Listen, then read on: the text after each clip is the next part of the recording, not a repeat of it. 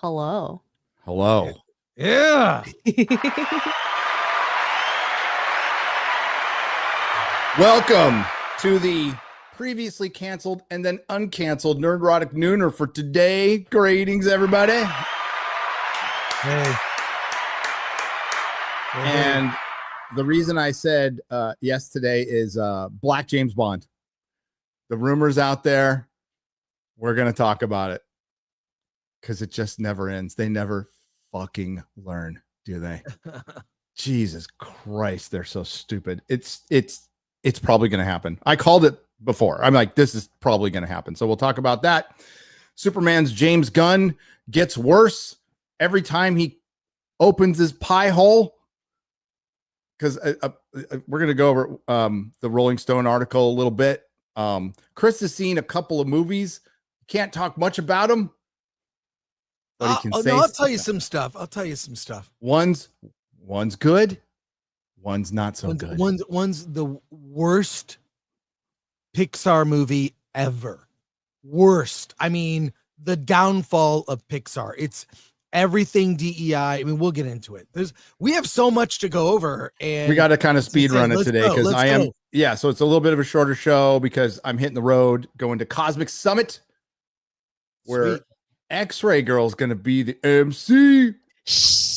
MC X-Ray Girl. I don't know about that.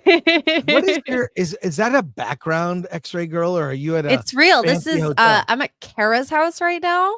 Uh-huh. So this is my work / room I'm staying in, and I like it. This is more Well, room than I had. It back home. explains the obscene amount of beige in the room. There's a lot of beige. That's a lot of beige. That's very girl. It's Yes. very girl. Okay. Very I wasn't girl sure in what there. you meant by beige. You have to take all the pillows off the bed to get in the Oh my bed. God. To be honest, like I hate doing that in real life. I would rather just have the pillows I use to sleep with, and that's it. Why That's it. bother? That's all you Wasting need. time. Yeah. Well, I mean, it's not all girls. I mean, Jeremy has his Trump body pillow. Right. Oh, He ate well, Cronkite. I mean, ate he Cronkite. uses it though. He doesn't put it His off. Christopher Nolan body Right. pillow. I his swear. and his Titanfall 3 body pillow. So, or 2, 3, whatever the fuck. I don't Size care. bed for all his body There's no pillows. Titanfall 3. And his Mario body pillow. Oh my God. Yeah. No, All he right. actually wears a Mario suit with He his does. body pills. He does. Freaking. Oh, we'll get to James Bond in just a second. Okay, we will. Chris, how you doing? I'm doing great. I saw one, like as you said, one great film this week, one absolute god awful piece of garbage. Oof. And I'll give you a little preview of both. So, but there's I did this news dropped as news to me. I gotta follow. Well, it's a rumor. So it's a rumor from a guy who's 50-50, which means he's wrong half the time, which is Right. better than most people, I guess. And I'd have to check those numbers because I think scoopers are, well, they're wrong half the time and they're 99% full of shit. So that's how I feel about scoopers. But this is like, this would be the safest, easiest, obvious thing to do because I think it's actually going to happen. I think 100%. And you know, look, if it's Idris Elba, which is not going to be, he's too old. But no, I love Idris Elba. Idris Elba. This guy can be 008. They can be 009. Do a not black James Bond, a black 008 British, cast a British actor. No shortage of good black British actors. And then just make it a whole new character. They want a world build, do it. But this dude's going to be the new Idris Elba because look at his eye color.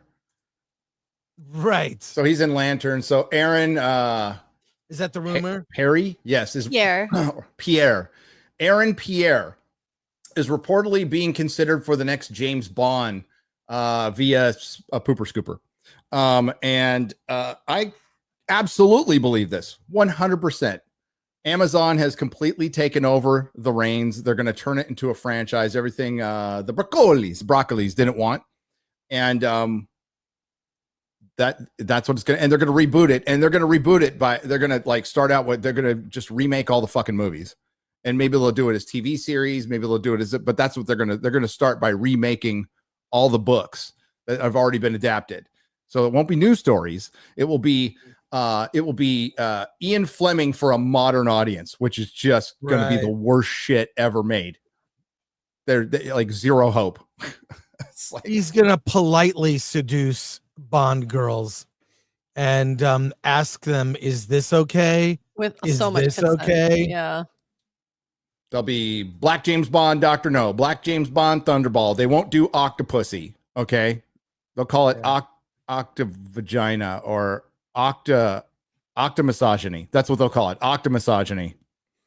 I always loved like the Bond girl names, like Xenia Onatop, like those names were so great.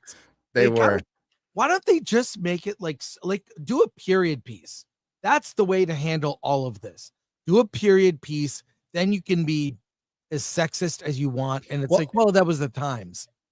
It was the times, and it also holds back the technology a little bit, so there's no cell phones, and it can create a lot more tension. You don't have you won't have people being able to communicate with each other. It makes all the sense in the world. Why not? Yeah, just set it in the 60s, and it would be great. With a white Englishman. Like that's what Bond is. So yes, Bond for the modern audience, and this guy's going to be Hollywood's new favorite. Let's cast this black guy in everything, particularly for white roles. What do you think, Ryan Coogler as director? Why not at this point? Yeah, that makes sense. Find a trans writer, that one that did that Doctor Who episode. Get Ryan Coogler. What the hell? Sorry. You could do a 008, build out the world, do something. You could. Different.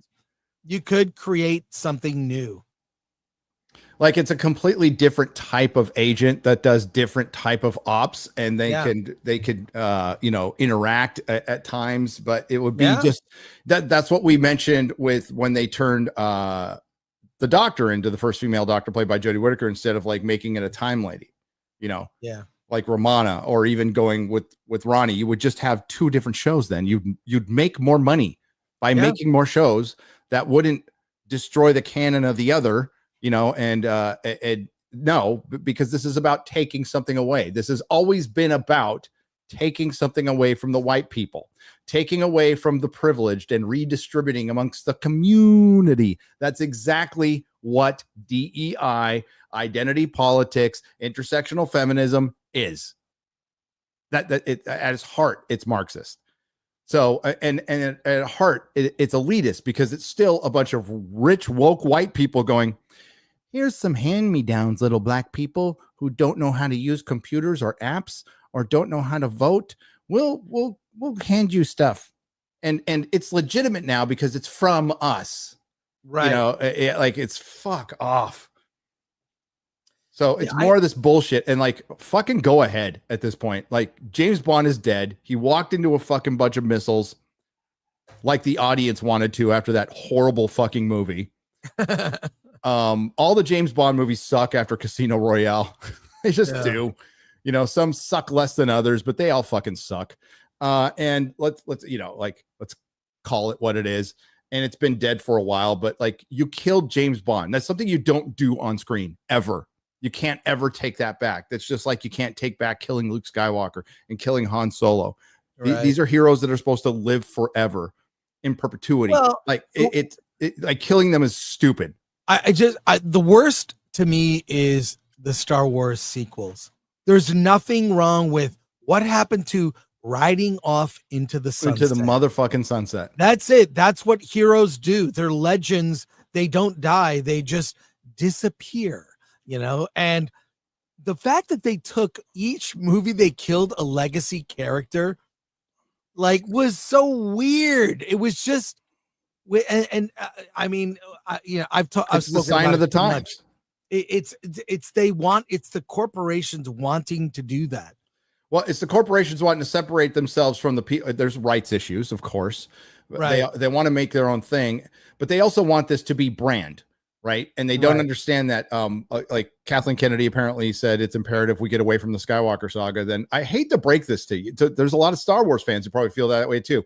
It's the Skywalker saga. Yeah, that's Star it. Wars is the fucking Skywalker saga. Star Wars is Han, Luke, and Leia. And Period. you know, Lando and the droids and other characters, but what is Andor? It's the what characters. is Andor? Andor is leading up to the Skywalker. Everything hinges on the Skywalker saga in that story, even though it's not even fucking mentioned. The only reason it exists is because of the Skywalker saga. And Star Trek, Kirk, Spock, McCoy. That's it. That's the, and you know, other characters, Sulu, Chekhov, whatever. But it's a miracle that lightning struck twice with Picard, Riker, and with the Next Generation. Next Generation.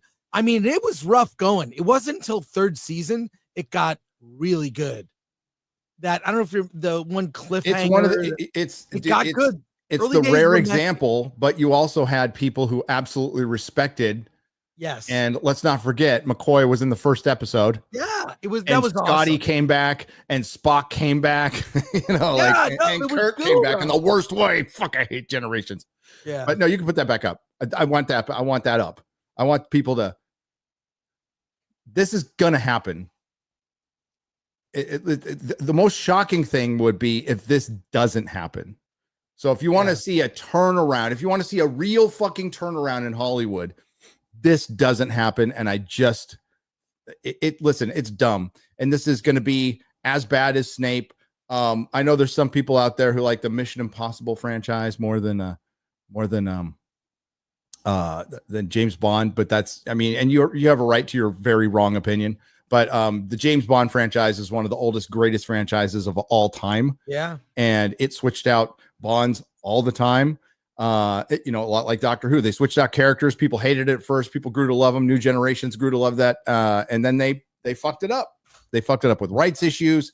And now they fucked it up because they don't believe that you can make a James Bond film today, which is completely false. You can make, it's stupid. You can make a 100% Ian Fleming accurate James Bond today and people would love it. People would absolutely love it across the board. Yeah. The only people who won't love it are the people in charge of this shit now because they're so fucking up their ass with their own politics. They don't know they aren't connected with the audience anymore, and they don't know good from bad. They don't have morality. They're brainwashed fucking idiots in a bubble of retardation.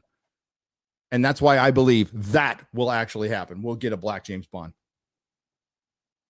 They're so stupid. There's a lot of Trump said it, man. There's a lot of stupid people in charge of a lot of money. Yeah. Yeah. Did you see you have not seen this. You probably would not watch this. The Studio with Seth Rogen? No, I can't. I hate that guy so much. I know. It's actually pretty good. It's pretty good. I mean, it's like really? I love the movie The Player, and Bryan Cranston plays a character named Griffin Mill that's named after the lead character in The Player. So it's kind of a extension of that story in a way. And it mocks Comic-Con, CinemaCon, the Golden Globes. It makes fun of everything. It makes fun of even casting, DEI shit.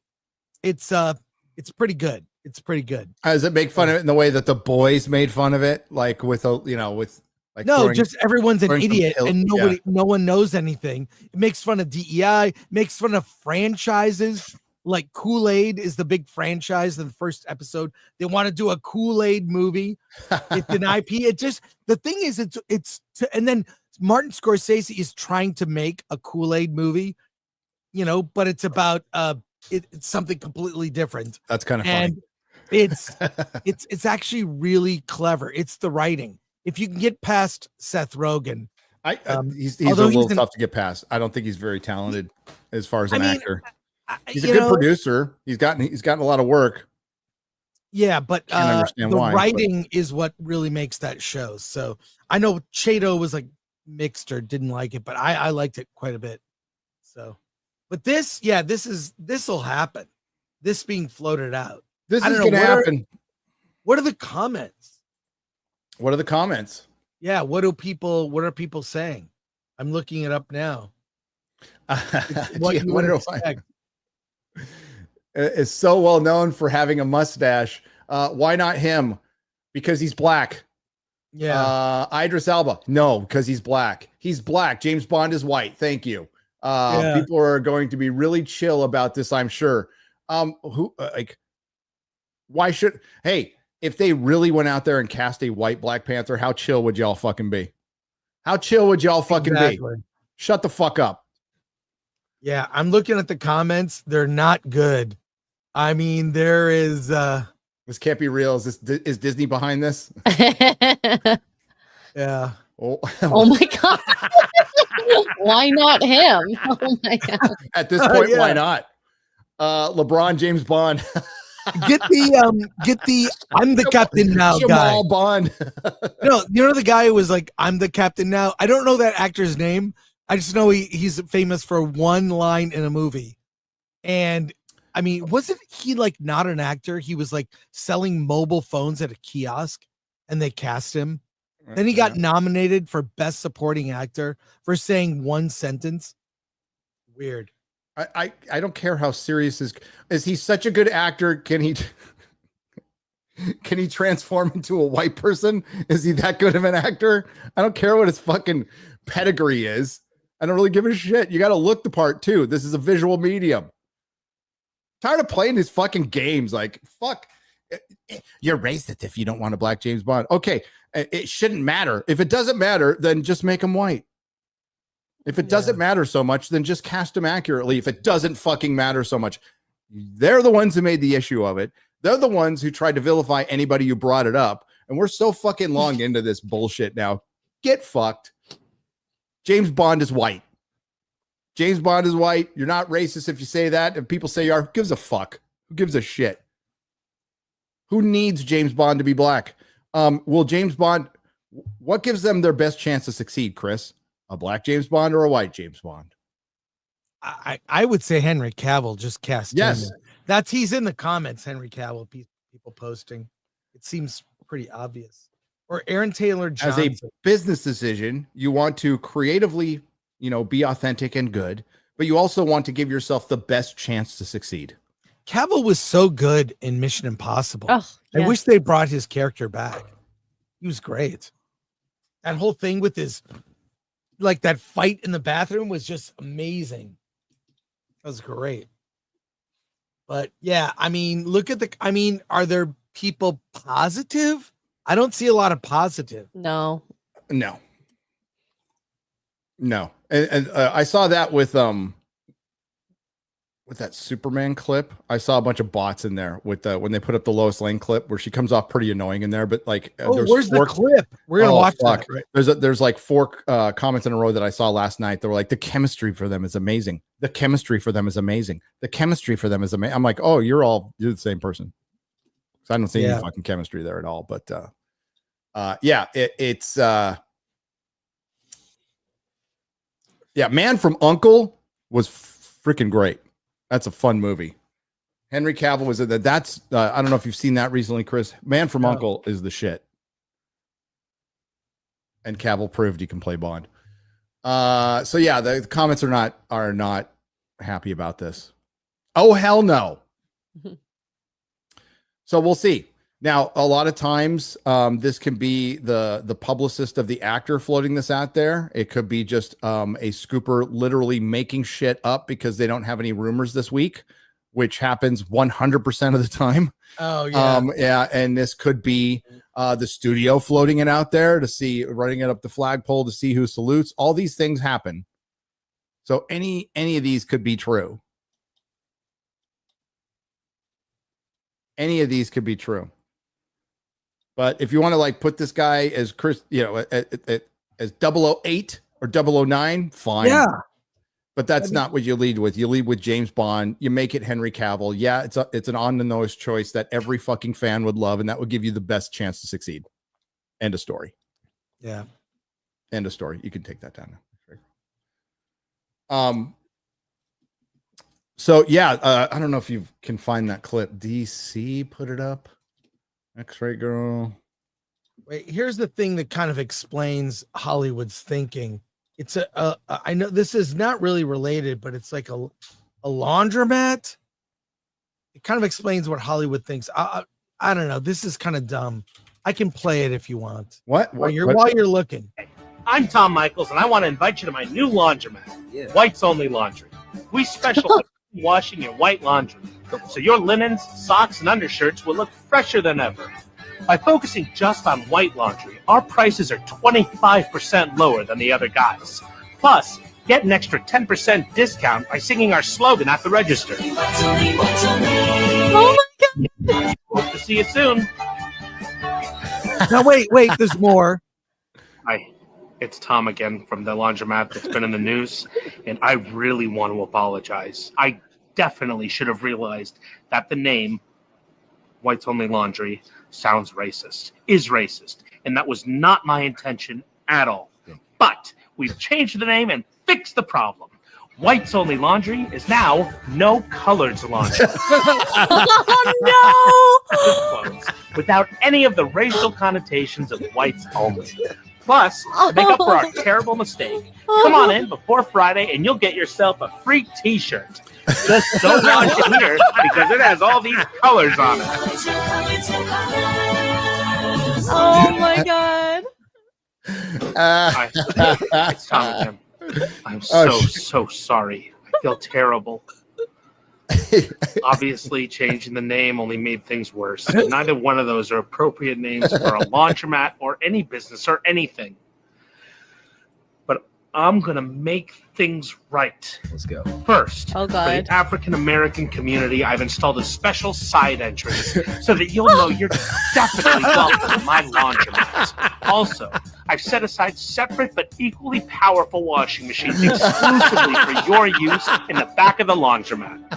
Although they still only wash white clothes. And this time, to ensure I don't upset or disrespect anyone, I'm naming it after myself. And since my sister just had a baby, everybody come on down to Uncle Tom's Laundromat. Remember, whites only, no colors, and black center through a special side entrance. Oh my God! Oh That is brilliant.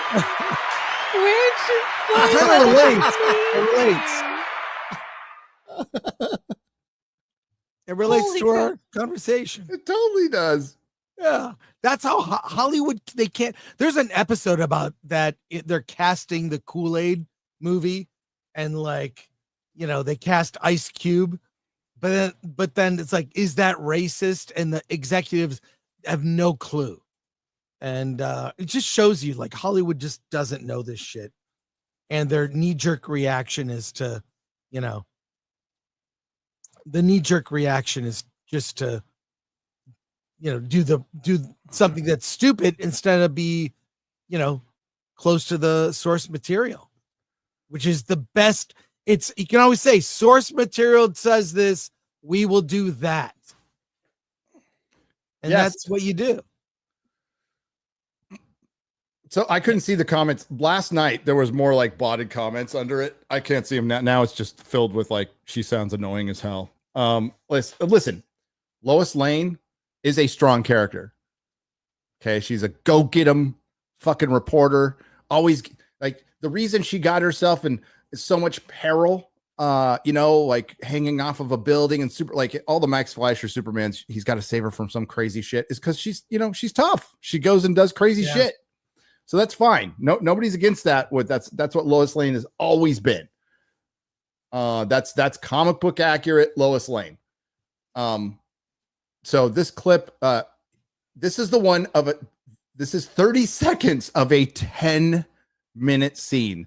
Now, contextually, it's fine if they're like kind of playing a part. They're like role playing here. Like, hey, we're going to pretend like we're not boyfriend, girlfriend, and I'm an actual reporter, Right.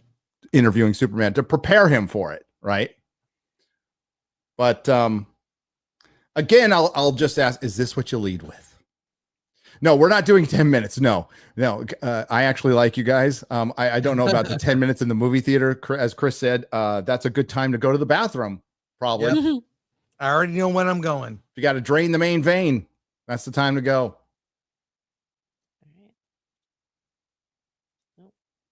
No sound. Sorry. Yeah. You've gotten a lot of heat on social media lately. I don't read that stuff. Superman doesn't have time for selfies. Third person. You're referring to yourself in third person now. No, it's just a thing I came up with that I thought I'd try to work into the next interview. This is on the record, Superman. Okay, well, not the part where I said that. Yes, that part. No, that part was an aside. That was off the record. You have to say off the record beforehand, not after. Why are you being like this? It's fine. I won't write that you spend your spare time trying to think up sound bites, which are terrible. By the way, you've gotten a lot of. Wow. Yeah. Oh, I didn't like that. No, Ooh. that thing at the end, like what she should have said is like, we're trying to like role play here. You know? Yeah. That's why I'm being like this. But no, she had to be out snark. And yeah, I'm just seeing like the question we had before this movie, it's going to be the most scrutinized movie of all time. Is it fair? Yes, it's fucking fair for people who go, it's so unfair that we're just scrutinizing this movie. Fucking welcome to fandom. Welcome to the fifth fucking Superman movie, fourth or fifth Superman movie. Welcome to the world where James Gunn made it about him. Where he comes out and says, oh, you don't want everyone to root for you. That reeks of Rianne Johnson shit. Remember, if you're not pissing off half the audience, you're not doing something right. It's like, you're not fucking making high art here, dipshit. You're making Superman. You shouldn't be pissing off any of the audience. You should be trying to make 100% of the audience happy. It sounds like a bunch of coke, but yeah, the question we had was, can he not be James Gunn? In this, yeah, it's everything about the promotion with him. Like, when does he have time to make a movie and run a studio? He's doing so much promotion, and they were not exaggerating when they said Barbie like promotion. Like, Superman's on the cover of People magazine. It's are you following stuff? This is more promotion than Man of Steel ever got. Yeah, so and it's not as good. Dude, I'm telling you, fucking Superman Returns and Man of Steel had better promotion. There was, we're old, so we both vividly remember when Superman Returns was coming. You're probably at Comic-Con. You probably saw the panel with what's his fuck? David Goyer. So David Goyer was doing the Superman Returns panel and talking about that. And there was hype. There was tons of hype for both, and the trailers were fine. Everybody's like, this is going to be cool. This is going to be great. And they both, kind of were whelming, at best. Whelming. I love that, Mueller. Yes, TM Mueller. They were whelming. And I if anything, I'd say it's a little less. It's getting way more hate than Man of Steel ever got prior to it coming out. Everybody was like, Henry Cavill's good, and remember, Bryan Singer was coming off of X2. He was coming off of X-Men 2. Kevin Spacey was in it. Like, there was a ton of hype for that movie as well. Yeah. And it's practically forgotten now. Like, people go, oh yeah, I like the airplane scene. Yeah, everyone says that. Yeah, I like the airplane Everyone scene. says that. Yeah, that's it. Oh, he was a stalker. Okay. Harold Kumar is in it. Remember, Kumar's in the fucking movie, and he says like one word. Yeah. Then he went off to work for the Obama administration. It's weird. A lot of people work for the administrations, work in Hollywood. X-Ray Girl, Rolling Stone article. X-Ray Girl, you look like the video that pops up on my screen when I'm staying at a hotel, like the Marriott. What does Just saying that mean? Like, you stayed at Marriott and then they pop up the little like visit art. I don't know. Okay. Forget it. It's your background, not you.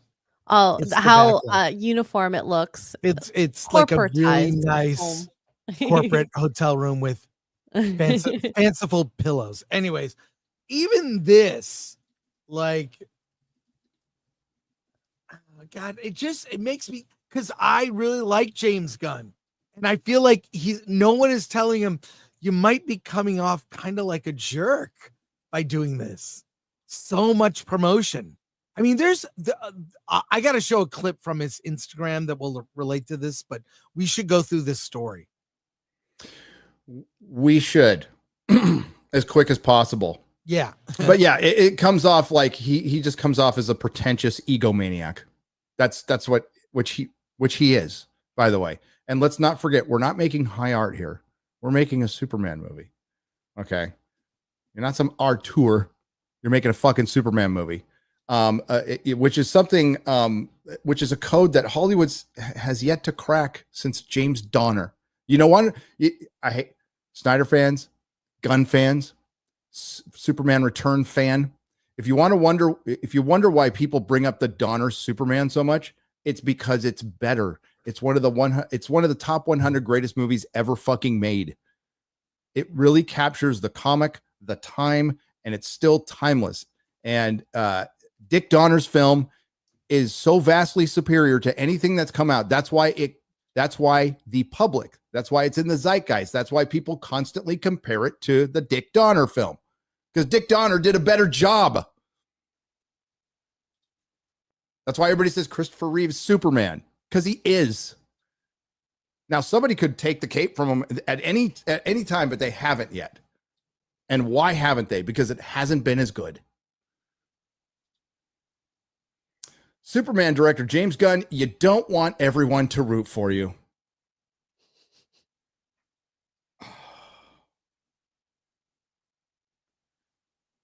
Okay.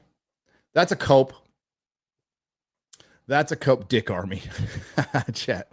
DC Studio co-CEO goes deep, balls deep, on his high stakes, ego-driven take on Man of Steel, the future of his new DC universe, and how getting fired helped him feel loved. It's not hard to find James Gunn's office on the Warner Brothers. Yeah, it probably has pictures of his face on it. A huge glowing Superman S symbol beacon from an entrance wall, visible through a glass door from yards away. Gunn, 58, in his third year as co-CEO of the company's newly created DC Studios, which has how much stuff has DC Studios put out, Chris? The Creature Commandos, I think that's it. And Superman, right? Super/Man. Yeah. Super/Man. So the Christopher Reeve documentary. Oh, right. Yeah. So they've done two things in 3 years. And you know what? Do you ever see Jeff Bezos' first office for Amazon? Yeah, I love that picture. I've seen it. It looks like he's got an image writer printer or something. I love it. Did you ever see the early offices for Marvel Studios? For Marvel? No, they're very humble. There's some statues hanging around, but like Kevin Feige's office as it is now was not as it was then. Yeah. Right. And Kevin Feige's office as it is now is still less egomaniacal than fucking James Gunn. So, yeah. I would say focus on the goddamn movie and not decorating your office with giant neon fucking lights and putting your face everywhere, but that's me.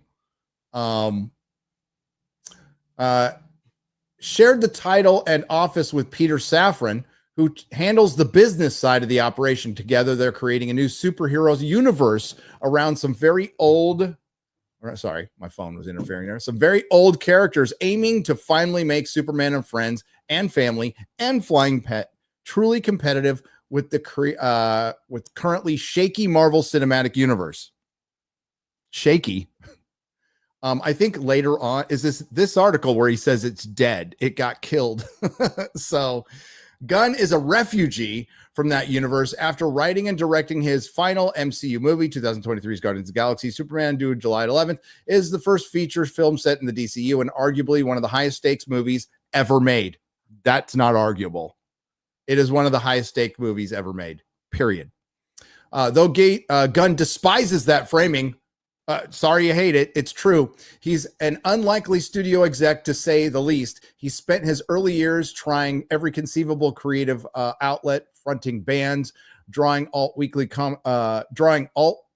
comic strips, acting, performing monologues in dive bars. He also got a Columbia MFA and published a raw early debut novel, The Toy Collector. Finding some path is his true calling with Lloyd Kaufman. co-founder of the famed B-movie purveyor Troma Studios, paid him $150 to write the screenplay for something called the Tromeo and Juliet. Yes. He was soon writing big budget movies. Let's get to the quotes here before we go. Like we know his history. This is the resume. Yeah. You know, most of us know that. And I like his, I have that book, The Toy Collector. It's really good. Here, let me get this. And Tromeo and Juliet for a Troma movie is Tell me the link to the article. super fun. Sure. Sorry. There we go. Go on, Chris. What were you saying? Go on, Chris. Yeah, no, I was just saying that, like, I know about his early days. I met him at the St. Louis Film Festival in the 90s. We were on a panel together, and I knew him back then. He was very humble, and but he's had a lot of success. Success changes people. It changes people a lot. And I think down to the core, he's still probably a humble punk rock guy, but he's had a lot of people blowing smoke up his ass. Yeah, he doesn't look humble anymore. I know. Those days are gone.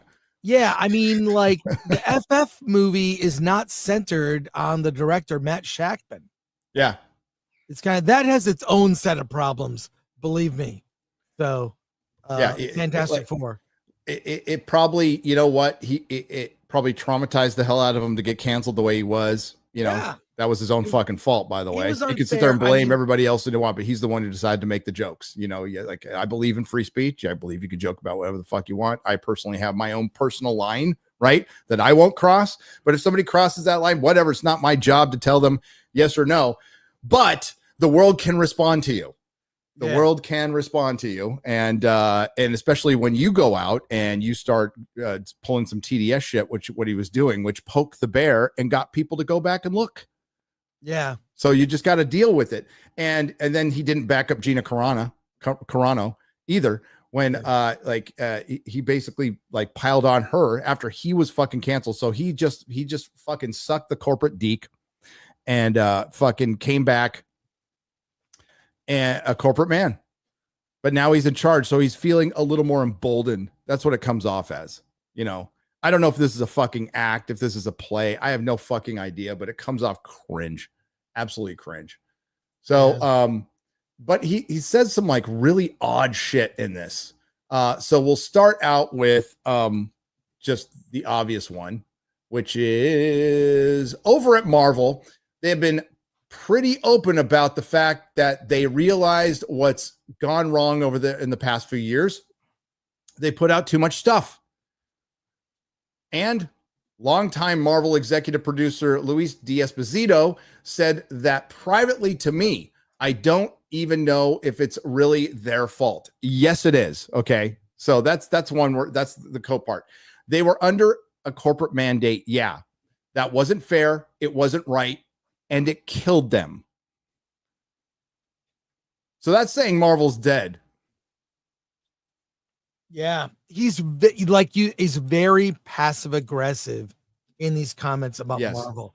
He doesn't overtly or directly say anything bad. No, he doesn't. He doesn't. But this is what Kevin Feige's accused of being too, is passive aggressive, right? So he's passive aggressive, and that's kind of how things are in Hollywood, which is to your face. Oh, you're the best, man. It's all good, and then they plunge that fucking dagger in as soon as you turn around. I never trust people that are overly nice to me because I know they want something. Like, just treat people like people. But when people are overly praising and nice, I'm waiting. What do you want? Just get to the part where you're going to ask me for something. So you just start with that. I don't care. Right. You do. But here's the problem. It wasn't just, I mean, that's been the party line for Marvel, by the way, is just too much stuff. It's not too much stuff. If half of that too much stuff was just good, there wouldn't be a problem right now. There'd be Yeah. zero problem right now. But they not even half, not even a third, not even a tenth of that stuff was good. That's why they have the problem. It was too much bad shit. So that's and they ain't coming back from this. Fantastic Four, has the same pressure on it as Superman, by the way. It has to be just as fucking great.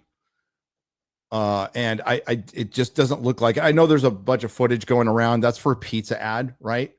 So Gargantuan that's not what it's going to look like in the movie. It was just a pizza ad animation. But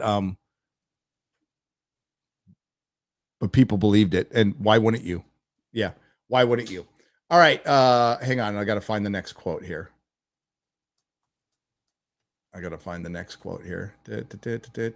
Man, I had this all ready yesterday.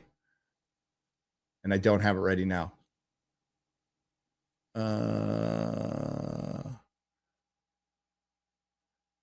Sitting on his table is a Superman Spider-Man crossover comic book from the 70s. At some point, it feels like it's going to happen in the movies, doesn't it? Maybe 10 years from now. We've talked about it a billion times. That could easily happen, but simultaneous to that, I think it would be interesting. It couldn't happen because it would have to be Sony, Marvel, and Warner Brothers agreeing on something. That's never going to happen. What was the part where he said, he talks about, with this movie, you have people actively rooting against you because they're fans of previous incarnation of Superman and DC Zack Snyder's. As you may have heard, I'm trying to think of how to say this best. I don't mind it. I think it's good. I think you don't want to have everybody root for you. And I have an actor who reads everything online. I won't say who it is, but he'll read this article and he'll know who it is. It's one of the top 5. It's one of the top 5 in Superman. And this actor gets so upset over things that people say. I say, first of all, you realize that the trailer came out and reactions are 97.9, which is true, positive. These people help us because you don't want everything to seem 100% positive. Yes. And he's right about that. But like coming off and saying, you don't want everybody to root for you. I would say that a little differently. I'm like, you can't, you know what? We're doing the best we can. We can't expect everybody to be happy with it up front, but hopefully when you see it, you like it. That's the way I'd probably say it. Like always be gracious, right? This is the problem that publishing's had, comic creators have had in the last 10 to 15 years, actors have had, Hollywood has had. They never thought for one moment, Chris, they're in the customer service business. They thought they were answerable. Honestly, some of these fucking retarded actors think they're responsible to their agents or whatever contract they sign. And they're not responsible to the customers. You always were. And now more than ever, you always are. You are wearing that company's uniform, be it if you're a contractor for a minute, or whatever. This is a talk I had with my employees at the comic shop when they started getting political. And I said, you know what? When you work here, you can't be political. And this is a decision you can make right now. Like you can not work here or you cannot be political online because even though it's your personal account, it's, you know what you have right there under employed comic outpost.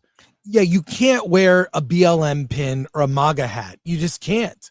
You be completely neutral. We're not in the business of politics. You can have your politics all day long in your private life, but if you're representing this comic store, no, fuck no.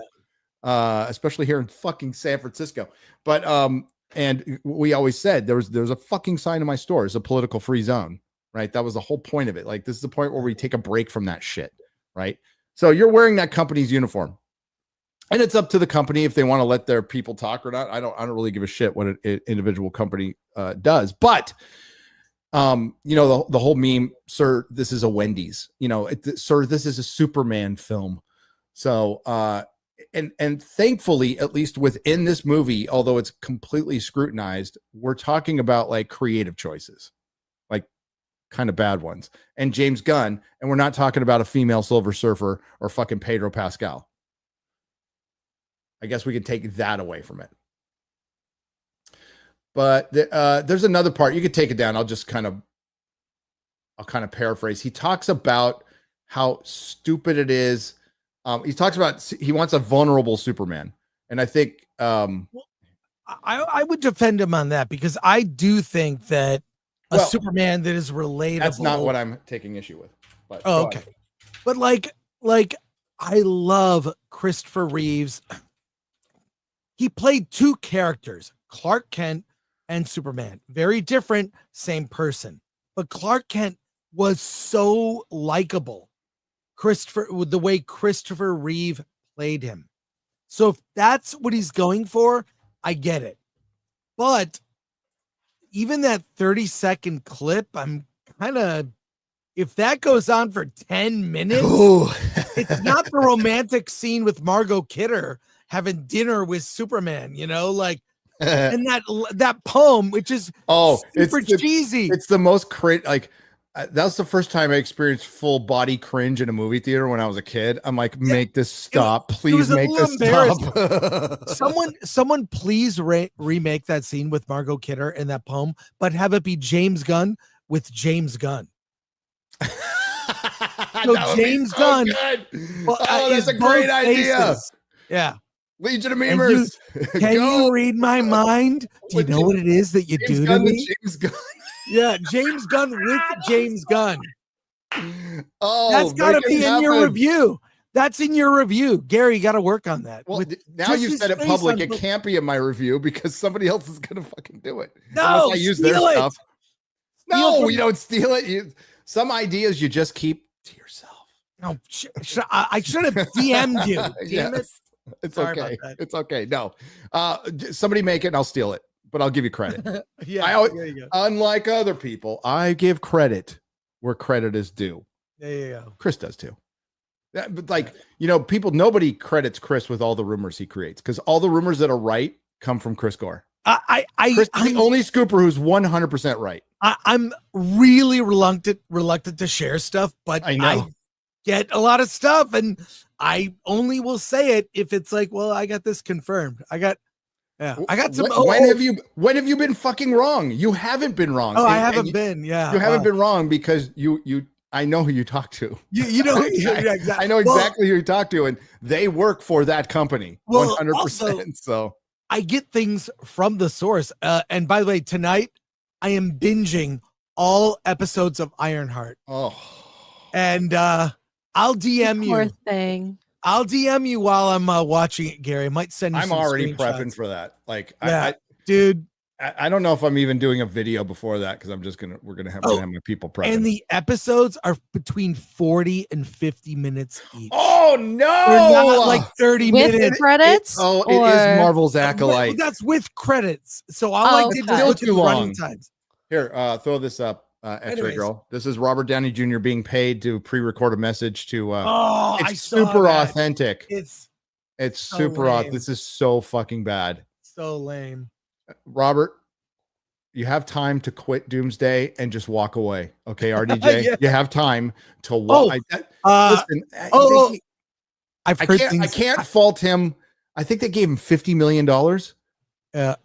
Okay, yeah. You're forgiven. Fuck that. Like 50. Nobody turns down $50 million. Okay. I've heard things about Doomsday, Gary. Oh, well, let's talk about this after. I cannot. It's too, maybe with you, obviously. I can't publicly. I have heard things. Are they good or bad? At this point, mix like nobody knows. But the script, they're literally like working on the script on the set. They have the screenwriter and they're like on set shooting and the writer's there like making changes and fixing stuff. And that's what James Gunn was just throwing shade at. It's like, we don't do anything until we finish a script. Let's and real quick before we start this, let's bookend the James Gunn thing with let's keep in mind that in the next year, we're going to be getting 5 things. So we're not going to do what Marvel does. We're not going to spam ban. Our content's going to be good, even though we're basing it on Tom King's work, who's fucking terrible. So within, let's say a year or 2, we're going to get Creature Commandos 1 and 2. We're going to get Peacekeeper season 2. We're going to get Superman and Supergirl. That all happens within the next year and a half. So it better be fucking good, because if Superman isn't good, Supergirl ain't going to do very well, no matter what kind of a movie it is. I like Millie Alcock. I think she's a good Supergirl. I think that's good casting. I think it's horrible that they're basing it on a Tom King series that's basically True Grit for superheroes and not as good, because Tom King's a cuck. All right. Hit play. Do you mind if we interrupt the interview for just a moment? Because I think we have a very special message. I think you're going to recognize who this is. Look at how he sits, Snuffleupagus. Good morning, America. The new studio. God, looks great. Miss Thorne, I couldn't be happier. He is reading. This is a great actor. Look at his eyes. He's Look at his reading. eyes. He's absolutely reading. This is a great actor who literally phones in his phone-in performance. Like, I hope they paid him a lot to do this. This might have been part of the contract. We'll give you $50 million, but you have to be nice to Riri Williams. Hit play. Than to be seeing you bring Riri Williams to life. But the hood Look at those has eyes me moving. nervous. Look at those eyes moving, Chris. Yeah, it's just yeah. As someone who read teleprompter, I can always tell when someone's reading. Is the hood green? Please tell me Mr. Ramos is not replacing me as Dr. Doom via Parker Robbins. Is there something you're not telling me? Anyway, I don't want to step on. Oh, that was so funny. Your interview, long story short, Iron Man loves Ironheart. That's so crazy. How would make you feel like one of the original Avengers? I love that his that heart is hurt. like this. That hurt to watch. And I have an idea, which I'm not going to say publicly for Perry for this. I have a great fucking idea for our video. Is it Can You Read My Mind with Margot Kidder? No, but then it's not. Okay. It's not. And then it's but Iron Man instead of Superman. I have a That's not great it for idea. Iron I Man. have a great idea for that. Oh my God. There's so much potential with that one. Perry probably already knows what I'm thinking. I can't wait for you to see it. Listen, all respect to RDJ just for his sobriety, for his journey to sobriety. He will always have my respect. And dude, if you're gonna cash in right. If you're gonna sell out for $50 million. I forgive you. Yeah. You don't need the money at all, but it's $50 million. Yeah. So props to RDJ. Chris. Yes. You're a movie reviewer. You see movies. You get to see Yes. them early. Sometimes, yes. Sometimes, yes. Sometimes it's a good that you get to see them early. You go, well, I'm really glad I saw this early. This was fun. Well, at least you know what? You go out with your lady friend and you have a good night. You go out for dinner. So like, even if it's a bad movie, it's a good thing. Like, it's a free day night. So it's like, that's cool. Everything about that's cool. So what do you want to start with? You want to start with the shitty Pixar movie? Yes, let's start with that. Yeah. But I always say the same thing. Really looking forward to seeing this. You realize I say that with every movie I see. It's like I'm saying it every time. So people are like, really? I thought that movie looked lame. Like, look, it's a joke and I'm going to keep it going. Elio is the worst movie Pixar has ever made. Oof. Alan and I were texting each other after we both saw it. And it's today he's going to do a demo and show side-by-side footage why the movie is awful. I want to see your text to Alan after that. It's like, OMG, like, girl, that was so bad. Reels? Tell me all about it. For realsies? For realsies? It's weird because they did Inside Out 2, which was like fine. It was fine. Yeah. And we heard they did cut things out of it. Yes. They wanted LGBTQ representation, all this. And Pixar said, no, all the DEI that was going to be in that is poured into this thing. It is insane. It's very clear without being super specific that they elevated new and emerging voices to tell this story. All the white people bad, all the diverse people good. It's like so Does Elio have a predictable. father? No. Well, his parents in the beginning die. You just hear this in a line in the first scene of the movie. It's really a downer. And then the reason he has this eye patch is because he scratched his eye. It's so dumb and Did he relatable. lose his eye? No, he did not. He just I scratched. thought he just lost. I mean, just have Like him with lose a an eye. fingernail In a car or accident No. or something. Nope, that's not it. And So then By a cat? Yeah, is he Nick Fury? he becomes obsessed with aliens and wants to be abducted. And then everything that happens, everything he Oh wants. my God, it's the he Quarter just Black get Garrett it. story. It is. So he gets abducted, and these aliens are like the worst alien designs you've ever seen. I saw the It's trailer. like a 5-year-old kid designed these characters, and they exist in a place called the Communiverse. Oh. It is called the Communiverse. And they don't just say it once, it's repeated throughout as a way to say this is a good place, the Communiverse, where everything is equal. And then these other aliens come in that might be bad, that want to join, but they're a warlike species. Anyways, it's so not worth getting into. I mean, I don't want to bore you with it. This movie's gonna bomb. It's, by all accounts, an original property coming from Pixar is a good thing. They've created tons of original IP, right? That is great. Worst thing ever, worse than Good Dinosaur, just god awful. It's clearly marketed towards little kids, single digit age. But even movies like Monsters was great, where they were great. The Monster Monsters, in the Inc.? Closet. Yeah, Monsters Inc. Monsters Inc. is fucking great. Yeah, no, but that's for little Yeah, kids, yeah. right? Monster Under the Bed, Monster in the Closet, and relatable. It's got Monsters Inc. for same target, much better done.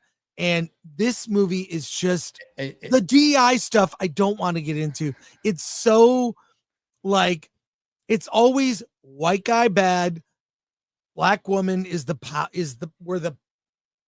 powerful, cool person. And so it makes everything predictable. Everything. You can't do anything. That's where they really want to pump in the most propaganda for somebody who's like, might be going, well, it's a kid's movie. Yeah, it's actually worse because you're just a parent who's working all day, who might not still be aware of all this shit, who's rolling in to go, oh, it's a Pixar movie. And you're going to roll in and see some propaganda. It's clear that the people who made this are not experienced. This should have gone direct to Disney Plus. It should never have gotten a big theatrical release. It is gonna bomb hard.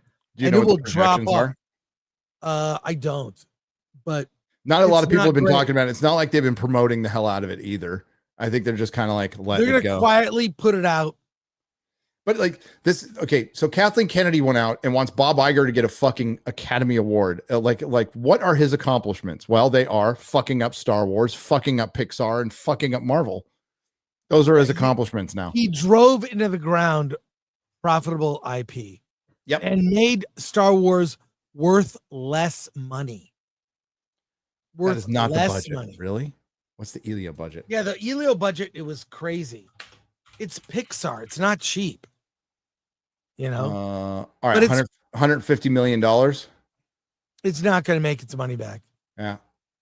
I don't think it breaks 100 at the box office.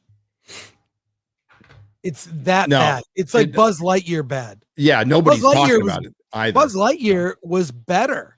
It's like, well, it has the action sequences, whatever, but it's not, they should have had Chris Evans should not have done Buzz Lightyear's voice. That huge mistake. Huge mistake. Yeah. No. Elio will tank. My youngest grew up in like the last good era of cartoons, and he's so grateful for it. Spectacular Spider-Man, Avengers Earth's Mightiest Heroes. There's just so much good shit that he could watch. But the golden years of SpongeBob. when it was fucking great. When an adult could watch SpongeBob because there's adult jokes mixed into SpongeBob. Yeah, no, it was great. Which is great. And that would go completely over a kid's head. God, it was like the first few years were written so smart. It was such a smartly written show. I mean, those are the best when it works on two levels, which Pixar traditionally was great at two levels. And it'd be like adults are getting this, kids are getting more something different. And that's why those movies age well. And they even do a thing where, you know, they kind of get you in the end. It gets a little emotional. You can see where they were trying to do that, failing miserably. I mean, everyone walked out of that screening just like, what the fuck did we just watch? It's literally, dude, I can't wait because Alan is way more into this. He's more of a Disney file than I ever was. I was always a Looney Tunes guy. I was like, he's also locked in, right? Because he's got a younger daughter, so he's been watching all this stuff, especially go downhill for the last like, dude, you had kids, I had kids, so we all like we had an era in our lives where we watched every single one of these movies. Yes, yeah, like to the point where I can't watch them anymore. But true. No, I get you. Like Alan's locked in right now, still in kind of in that era. You know, she's about to age out of it, but I feel you. I feel you. Like when we would catch a good one, Chris, like the box trolls. I really like the box trolls. I thought that was my daughter's clever. She's a huge fan of that series. I love those movies. God dang, that was like a clever movie, dude. And like we walked up, Melissa, we're like, thank God. Just because like most of them were like, you know, we at that time we weren't even like really looking at our phones that much, you know, and I would have for most of those movies. But so when we got a How to Train Your Dragon or something like that, we're like, oh shit, nice, sweet. Okay, Chris. Next movie, the good one. I'm excited about this. 28 years later is just awesome. I don't want to. What's great about the trailers, they don't give you an inkling of the story, and there is you. It's. I'm so glad they didn't because I didn't know what the hell was going on, and once the story kicks in, it asks the question. What would society be like? And no spoilers here, obviously, but it's takes place 28 years later. It shows the world and Europe has fought off the virus, and there's a quarantine area that encompasses the UK and surrounding zone that is a no-go zone. If you go there, no rescue. You're done. You do not. They have contained it to this space. So how does society survive in a world with rage zombies and people? And you see how things have evolved to a place. How do people conduct themselves? How do jobs work? And how is society rebuilt? And it answers that question. Ooh. It's so good. There's a father-son story in the mix. There's other types of societies, and how do the rage zombies survive and thrive in this world? It's, again, I won't say any more than that. I'm saving it for Friday when Alan and I do a review, but I loved it. It sets up a trilogy. It doesn't end on a cliffhanger, but ends with it's going other places, and I cannot wait for the next movie. It is Chris, so smart, punk rock. I don't want to say anymore. It's just I don't want to kill your buzz. You know who's directing the next movie?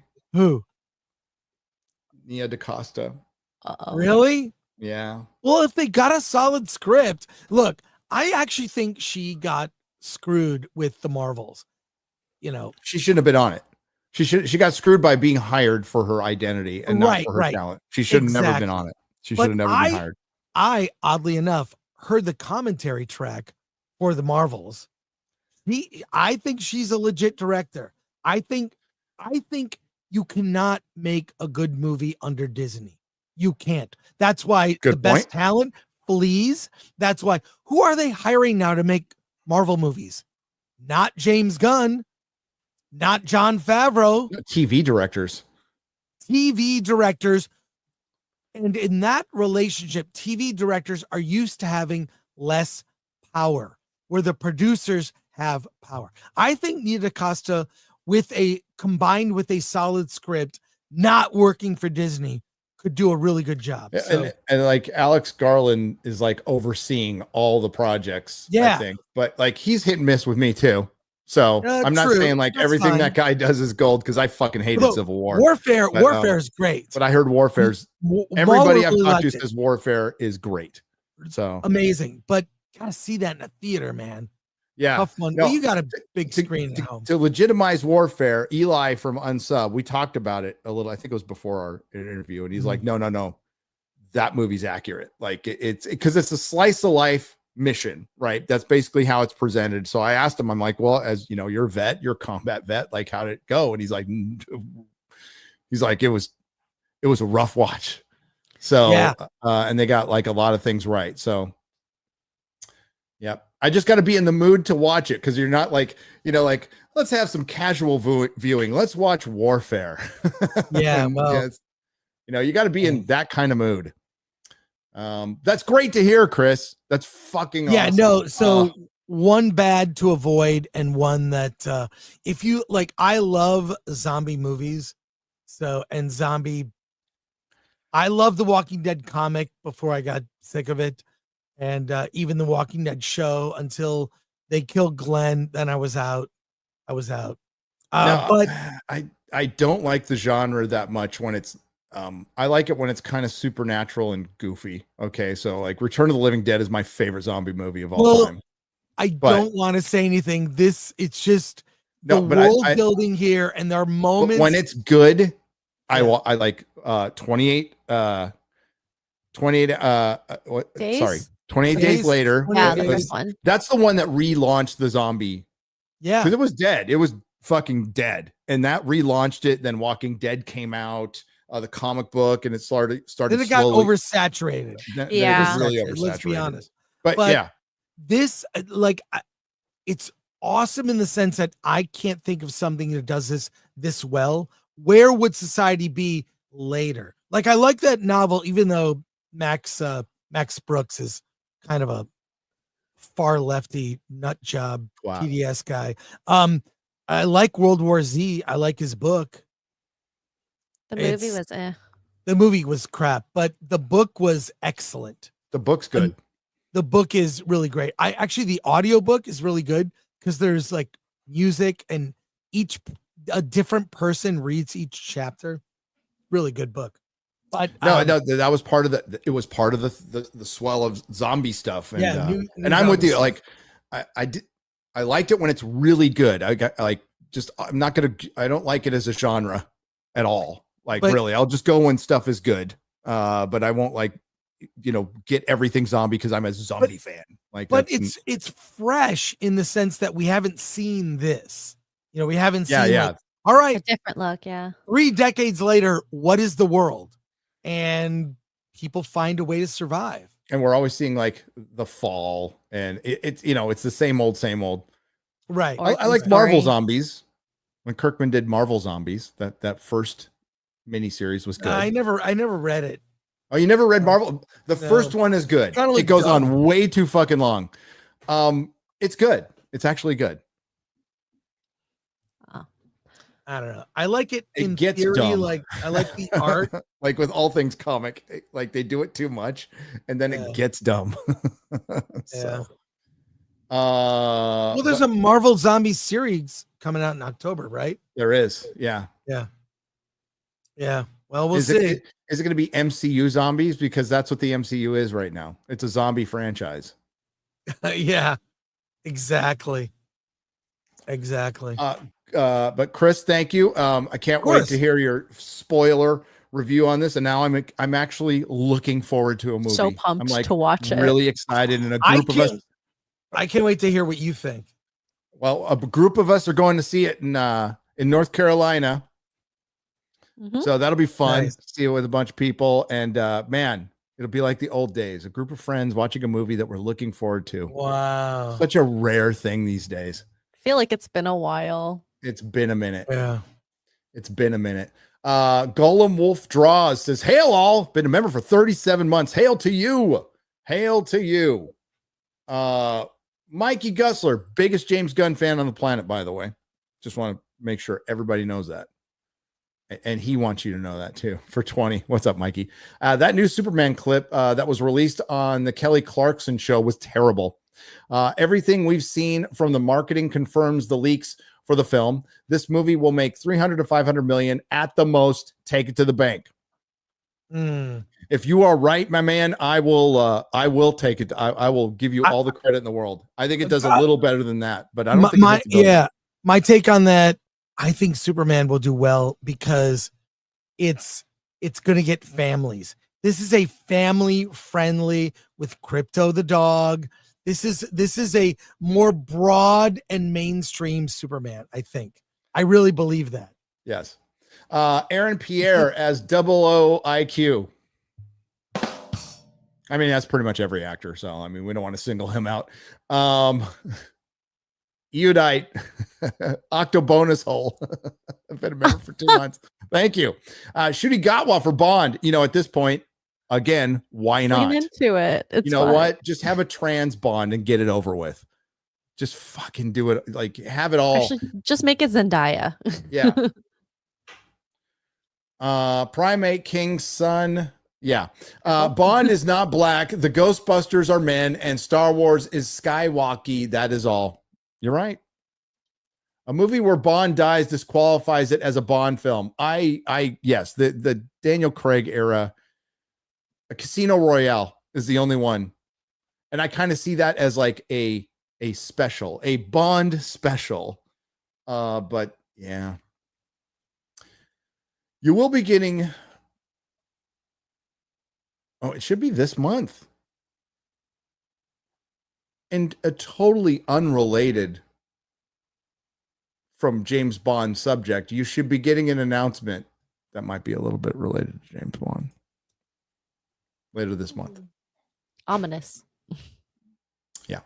Bobby Hamner for $5. Gary, I'm trying to get into Tolkien books. Do you recommend specific box sets of them all, as I trust your opinion when it comes to Tolkien? Well, if you haven't been into it yet, you read The Hobbit, and then you read Lord of the Rings, and then you read the Silmarillion, and then you go to everything else. And there's box sets of everything else. Yes, through Christopher Tolkien and Brian Sibley, there are more new Tolkien books than there are George R. R. Martin books related to A Song of Ice and Fire since the release of A Dance with Dragons. But no, you absolutely start with The Hobbit, and go to the Lord of the Rings, then you go to the Silmarillion, and then you go, and then, there's an order, and I would hit up one of the super lore guys to see what order, because I never read it in that kind of order. But there is an order you can read things, and you'll probably get 5 different answers, to be honest with you. But it's, dude, I wish to be able to read these things for the first time would be awesome. So you're in a good spot. But the basic answer is start with The Hobbit. Start with The Hobbit. And thank you. Master Austin has gifted 1 Nerdrotic membership. Thank you, Master Austin. We appreciate it. Lance has been a member for 3 months, says, what war did the white race lose that we should see all of our icons supplant by bioweapons against us? Well, the culture war. The culture war. It's ongoing and will remain ongoing. It's not going to end. It's not going to end in our lifetime. Sometimes it cools down a little bit, right, Chris? Sometimes it's a shooting war. Sometimes it's a cold war. Sometimes there is an armistice, but it's a constant battle. It's a constant battle. And that's kind of what America is, right? And what we want is balance. I don't want one side being dominant over the other for a long period of time, because absolute power corrupts absolutely. Right. That's why we don't have kings. That's why I'm glad we had a bunch of fucking boomers reminding themselves that we don't have kings, despite the fact that they voted for people who actually did some pretty kingly shit, like locking us down, allowing the peasants to riot, to help cull certain things so they can get more power. The merchants were getting too, too lippy. So we took out some of those merchants that we like to tax, and we ended up buying up their land so we would be more powerful. We king elites and the lords and the ladies who got to go to restaurants without their fucking masks on while they were locking us down. Yeah. The fucking retard boomers were going and reminding themselves, like, we already know. Fucking listen, hippies. I know there's a lot of good boomers here, so I'm not counting you in the chat. They're the fucking worst. They're the worst. They created so many of these problems. They're the ones who went out in the 60s and made 75,000 Woodstock documentaries and fucking jerked off to Watergate. Like, they would literally watch a Watergate movie and fucking vigorously masturbate. And then they would pat themselves on the back for being revolutionary when all they were doing was getting high and getting laid. And then when their kids wanted to do it, they said they couldn't. And they started putting them on a bunch of fucking pills. Thank you, boomers. Time for you to fucking retire and go away, for fuck's sake, please.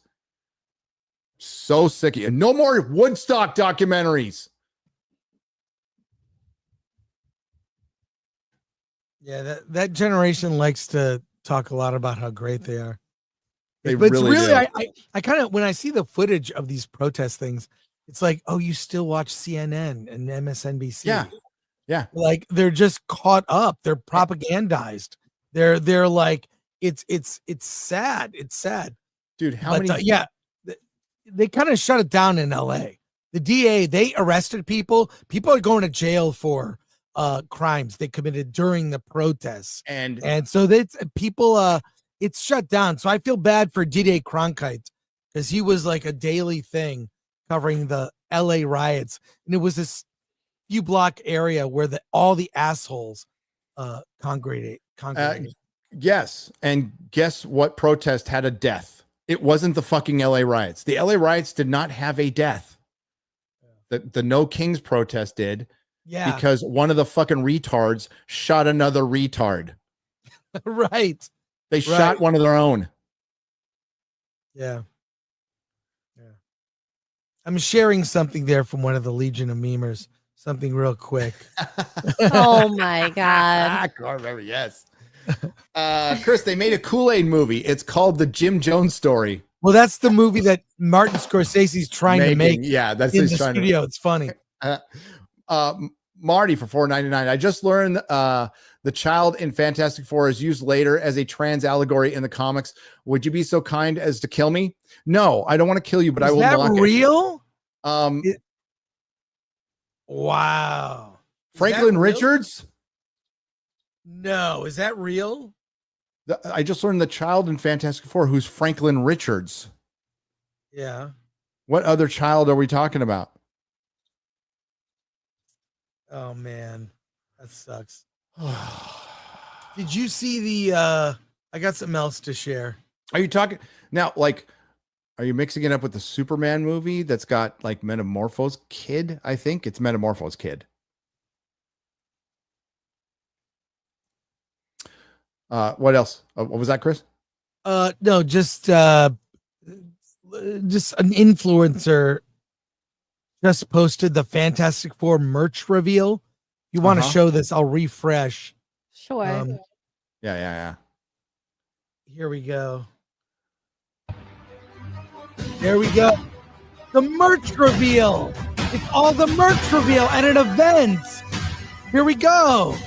Kirby, Pop-Tarts, dancing, clothes.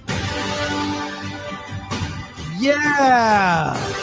There's all the merch at a merch reveal event for the Fantastic Four. With influencers. Yay! You know what this makes me want to do? Give every fucking nerd a wedgie and a swirly. I want, like, there we go. Oh God, let me turn that off. That's annoying. I wish this was AI. I kind of want the Pop-Tarts. Okay, no, to be Pop-Tarts fair. are so bad for you. You cannot, Chris, you are too old to eat Pop-Tarts. I'm Maybe too a old to eat bite, Pop-Tarts. a No. bite. Oh, there's No. protein Pop-Tarts. I can, Okay, really why? good. If you're gonna eat a Pop-Tart, eat a fucking Pop-Tart. If not, then like there's get too a much good sugar in it. bowl of fruit. Get some natural sugar. Okay, we I had do our that fun. every day. We had our fun. Yeah. We had our fun. It's over Yeah. now. It's over now. A Pop-Tart goes right to your ass. I wish it did that. I'm sorry. Sound like his fucking dad. You will not be eating Pop-Tarts, Chris. You're healthy now, okay? Gary has PTSD, okay? Yeah. I like watching my friends have strokes. It kind of it sucks. You know what I mean? That was weird, man. That was not cool. That was weird. Yeah. That was weird. That was not fun. Okay. Yeah. I don't want to go through that again. So no fucking Pop-Tarts. All right. Fine. I'll collect them. Yes. They'll be good 5 years from now when I don't give a shit. Right. J-Mart for 20 Canadian pesos. James Bond is white. Shaft is black. The RRR guys are Indian. Now, if there's a movie with all of them joined to stop the Chinese, I'd buy a ticket. I would too. That looked cringe, Chris. Like that really the merch reveal yeah, event that with was- It looked influencers. good. Well, from what I saw. I think the time of the nerd is over, and I think it's fine for us to be niche again. I'm fine with people giving a shit. I'm okay with that. Just go away, normies. Go the fuck away. Exactly. Like nerd, like even when I started at G4 in 2005, nerds were not cool, but suddenly became cool. It was Marvel and all of that like kind of made nerd stuff cool or mainstream. And now it kind of sucks. I like, anything like whether it's a small festival, like South by Southwest was a tiny, organic event. Now it's corporate bullshit. Mhm. And everything becomes that. It gets Johnny's co-opted. got it right here. Co-opted by theater kids. Go the fuck away. Yeah. Sorry. Yeah. Go away. Go Yeah. watch your fucking theater. Go watch Wicked 100 times. I don't care. Get the fuck out. Agatha is like theater, is like the quintessential theater kid fucking nerd shit. It's like it's Disney Marvel in its final form. Yeah. Good God. It's depressing, Chris. Hail Nerdrotic in the Fellowship says, Rand Ben, hail to you. Calix. Chris, you found 2 good videos today, by the way. I line up stuff to show you. I appreciate that. That should be an example for all. A co-host who comes prepared to the most unprepared show of all time, but he comes prepared. Okay. Well, there's things that happen during the week. It's like, can't wait to talk to Gary. I know. It's so good. No, well done, sir. Patting you on the back for that one. Yeah. Calix became a YouTube member. Thank you, Calix.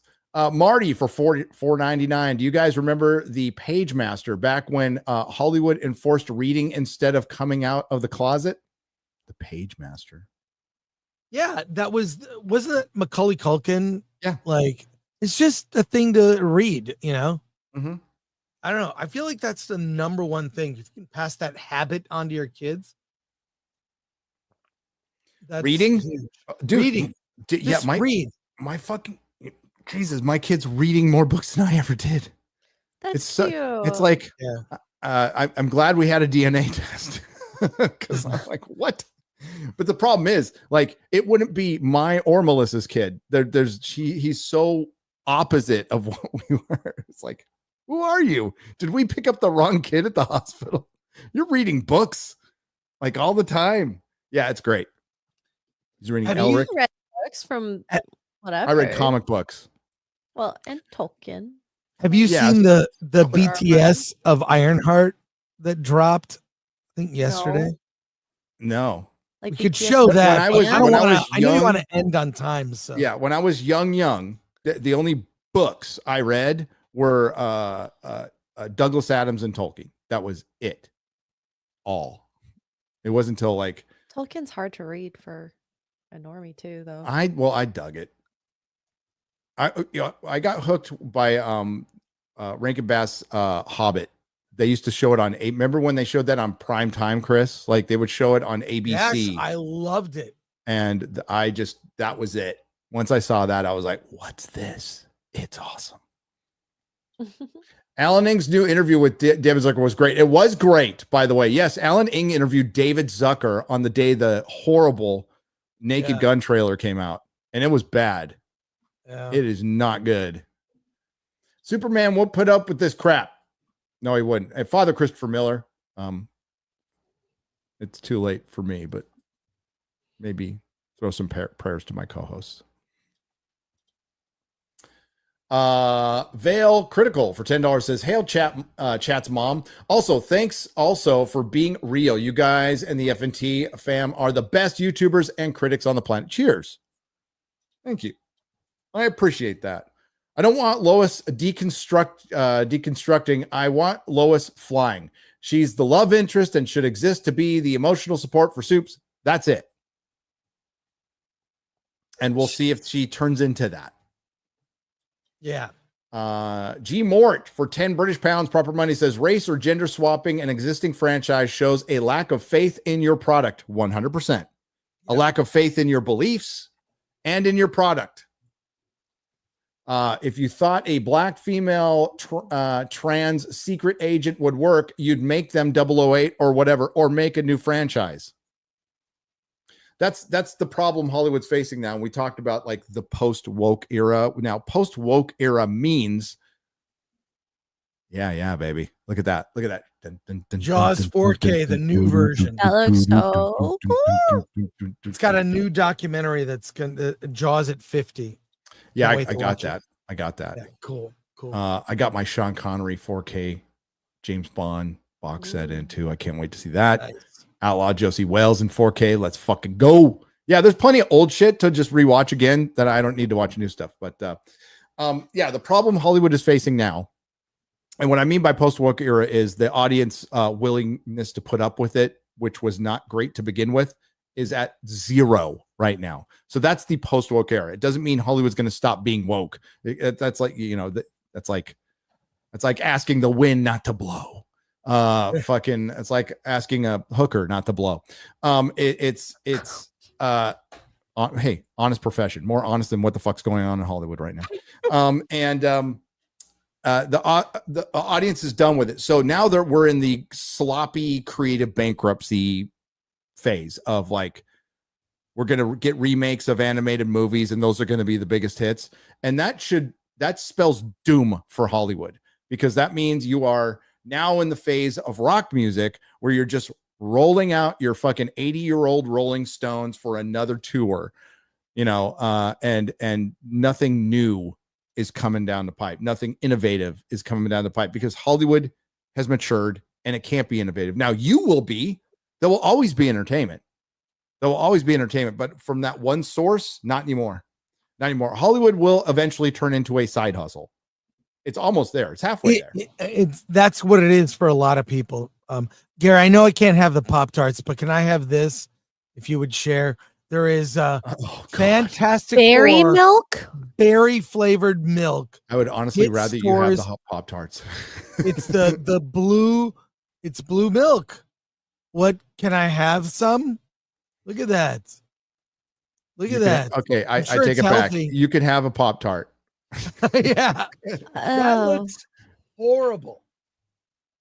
They are really betting on this. Like, there's a lot of merch for FF. There was not this much merch for Captain America, although, to be fair, they moved the release date for Captain America so many times. I got like a Captain America Happy Meal from McDonald's like a year ago. Before. Yeah. Yeah. It was weird. Like, oh, okay. That's weird. Wow. This is horrifically bad marketing. This, like, who is going to buy this? It's from True Moo. What parent would buy this for their kid? Someone who hates their kid, I guess.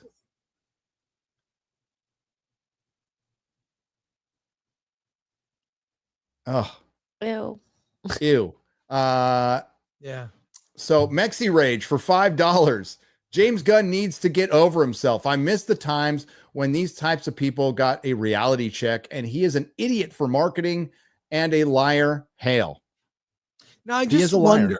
I wonder if it's just those of us who follow this a lot that are annoyed with it. I feel like the general public, just in order to get their attention, you have to be loud. And that's what they're doing. They're being loud with this marketing. And I do think because of crypto, there's a dog bowl, popcorn bucket, milk bone. They're doing all these. I feel like it's a family where Man of Steel was kind of hard to argue that it would appeal to kids. This one will appeal to kids. It's if it's reined in from the gunness of it. Yeah. No. Yep. The name is Superman. G. Mort for 10 British pounds proper money. In the same vein as Bond, a female Doctor Who series could have been based around his daughter or one of the canon female Time Lords and could have existed in parallel. How are studios that out of touch? Exactly. We mentioned this at the time. Every Doctor Who okay, so they had the Sarah Jane adventures along with Doctor Who, like running parallel, and it was great. It ran for 5 seasons. So like it was working before. Doctor Who fans would be very accepting of that. Bond fans who will primarily focus on Bond, but if you like, that would be giving it something new, is like throwing in another 00. That would at least be new. I mean, they've done it in it like as bad guys and stuff, but actually following one around. I wouldn't say it's great. I think if you want to succeed at James Bond, you make James Bond look like James Bond doing James Bond shit, and not for a modern audience. You do it James Bond shit. You keep it to the core of the character and everybody will like it. But again, creatives in Hollywood, creatives in the UK are far more concerned about what their peers think than what you think. And they're so concerned now, and they're so wrapped up in their ideological bubble that they don't know how to make money anymore. They don't even know how to go about it. No, Perry is 100% on this. Perry just guessed it right there.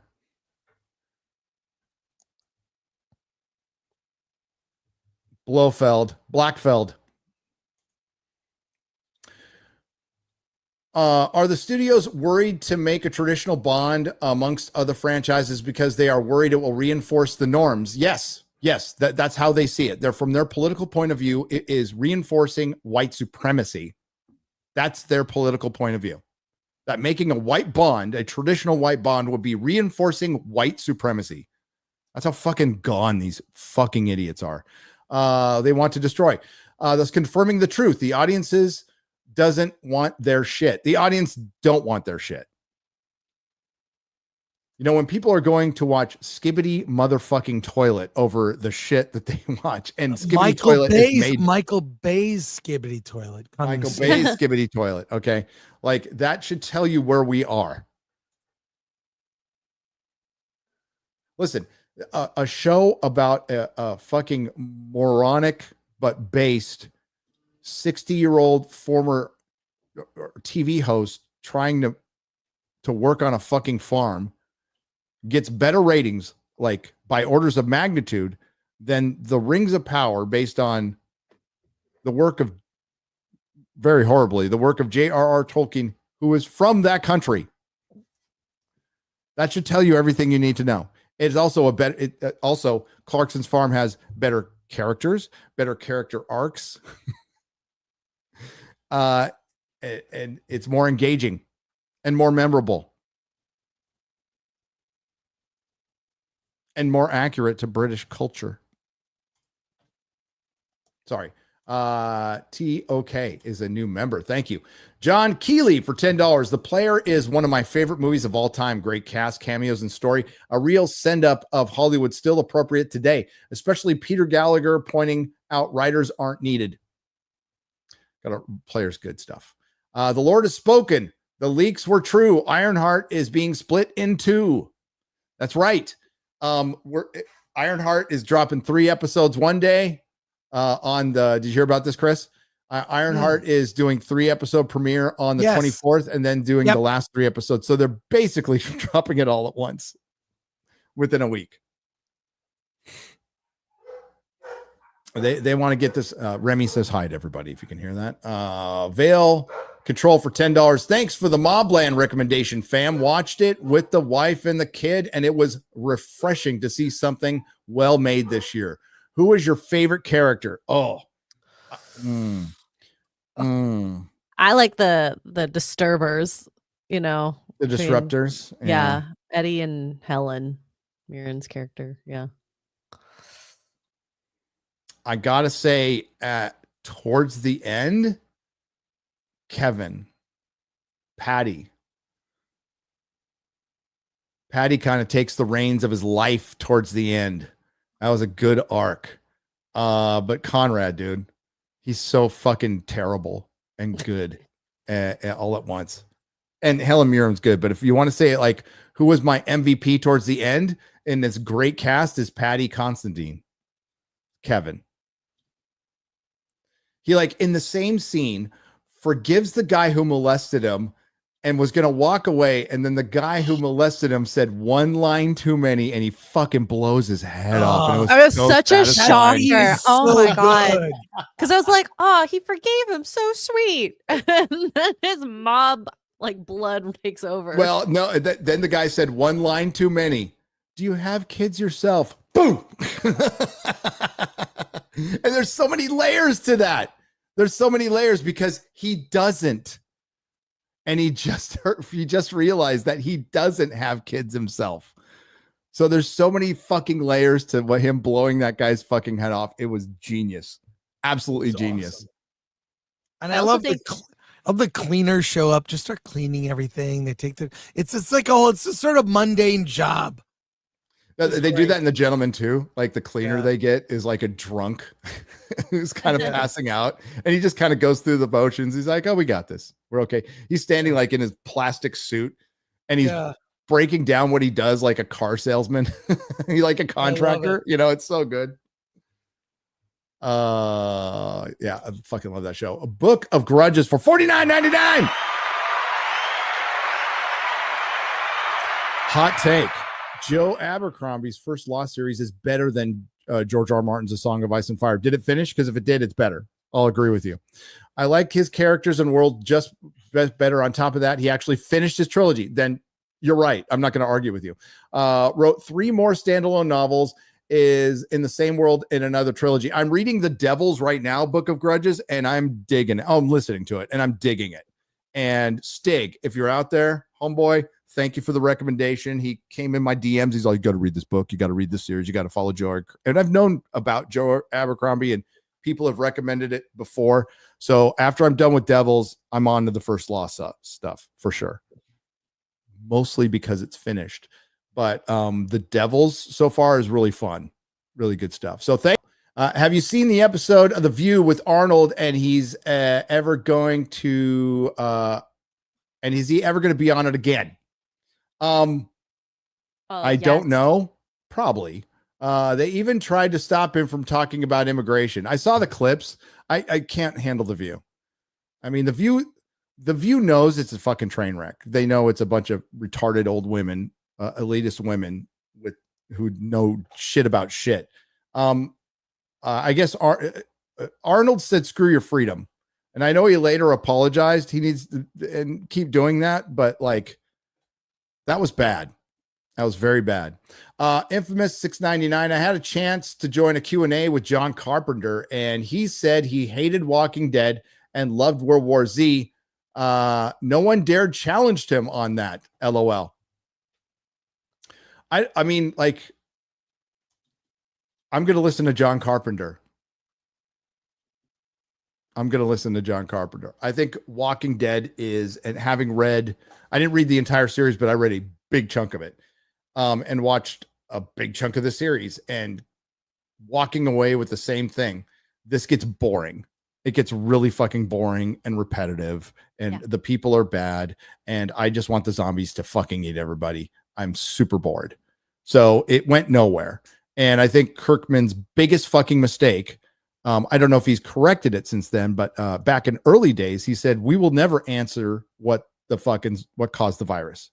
So early days, he said we would never answer it. I'm like, then I don't care. Yeah, that was dumb. don't There's no fucking care. resolution. That was dumb. whatsoever. No, this movie 28 years later does set up a story that could take place over 3 movies. It's very good. And I can't wait to hear what you say on Friday. Can't wait for FNT, which I watch while I am doing laundry. Trilogy, 28 decades later, 28 centuries later. Whites only, by the way, Chris. Yeah. 28 millennia later. I mean, maybe. Maybe. Serious question. Neil Peart or John Bonham? That's not fair to ask. That's apples and oranges, though. Right. I like them both. Neil Peart is technically a better drummer than John Bonham, but John Bonham wasn't like Neil Peart was a show-off drummer because he was the best in the fucking world. He's right up there with Buddy Rich, right? Being the greatest drummer in the world. John Bonham was as technically sound, but did his job like the best way to describe it is he brought his fucking lunch pail to work, right? He was good on his little drum set. His timing was impeccable. Like there's drummers that are meant to be sloppy and are sloppy, but if you wanted like Chamberlain from fucking Smashing Pumpkins is a lot like Bonham. They hit their beats, they hit their notes like perfectly. Absolutely perfectly. But Neil Peart's the fucking goat, dude. Yeah. Absolute goat. But love them both. And who knew, like John Bonham was 30 when he died, choked on his own fucking puke because he drank too much. You know, how much better could he have gotten? Because Neil Peart, you can hear, you see he gets better, and then he hits a level that's stratosphere that nobody hits, like ever. But Neil would have told you the drummer that was better than him was Buddy Rich.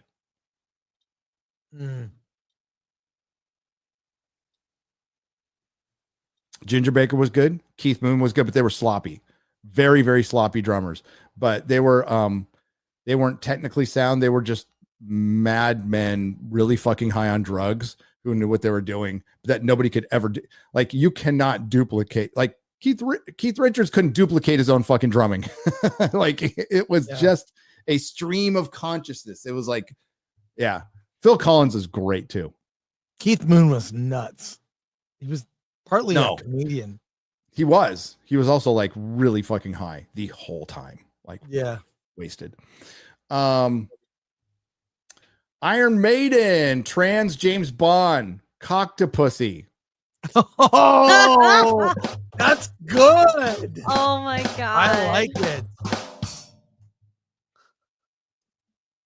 Casino Royale was good because it was close to the book. You're right. And I love that movie. A friend of mine is totally hyped for Billy Piper being the new potential Doctor Who. I didn't even know how to respond. They'll be waiting a long time because that's worst thing that happens is you get a special in a couple of years, but that's it. You're not getting another series. It's done. It's cooked. It's over. Fet the Grave for $2. Any meetups for Greensboro? No, unless you can go to the show. You can go to the show, but no meetup set up for Greensboro. No, I don't have time because I'll be attending the show and doing podcasts and hosting panel. Yeah. The summit is like an all day tonight affair. All day tonight affair. It's sorry. Some of my dudes and dudette, happy hump day. Happy hump day to you. Press M to start for $2. Lady Graymaster. Why did I say Discord? Lady Graymaster Discord board votes for Zaslav's $16 million pay cut. Yes, he got a pay cut. He got a pay cut. Down to $6 mil. Why isn't the fucking Disney board doing this to fucking Iger? Like,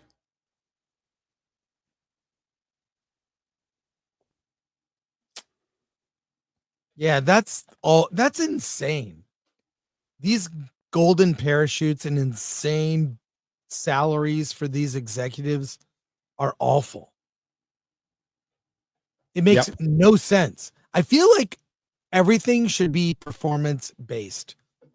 Gary, you could just work one day a week and do one live stream and make a certain base, or you can do freaking Forbidden Frontiers on Sunday and Nooner today and FNT on Friday and Real BB. You know, like you work. I feel like all work should be performance based. Yes. You do well. Yes. You do well, then you do better. You don't do well, there's no this bullshit. The bonuses, essentially. You get paid $1 and then you get paid based on performance.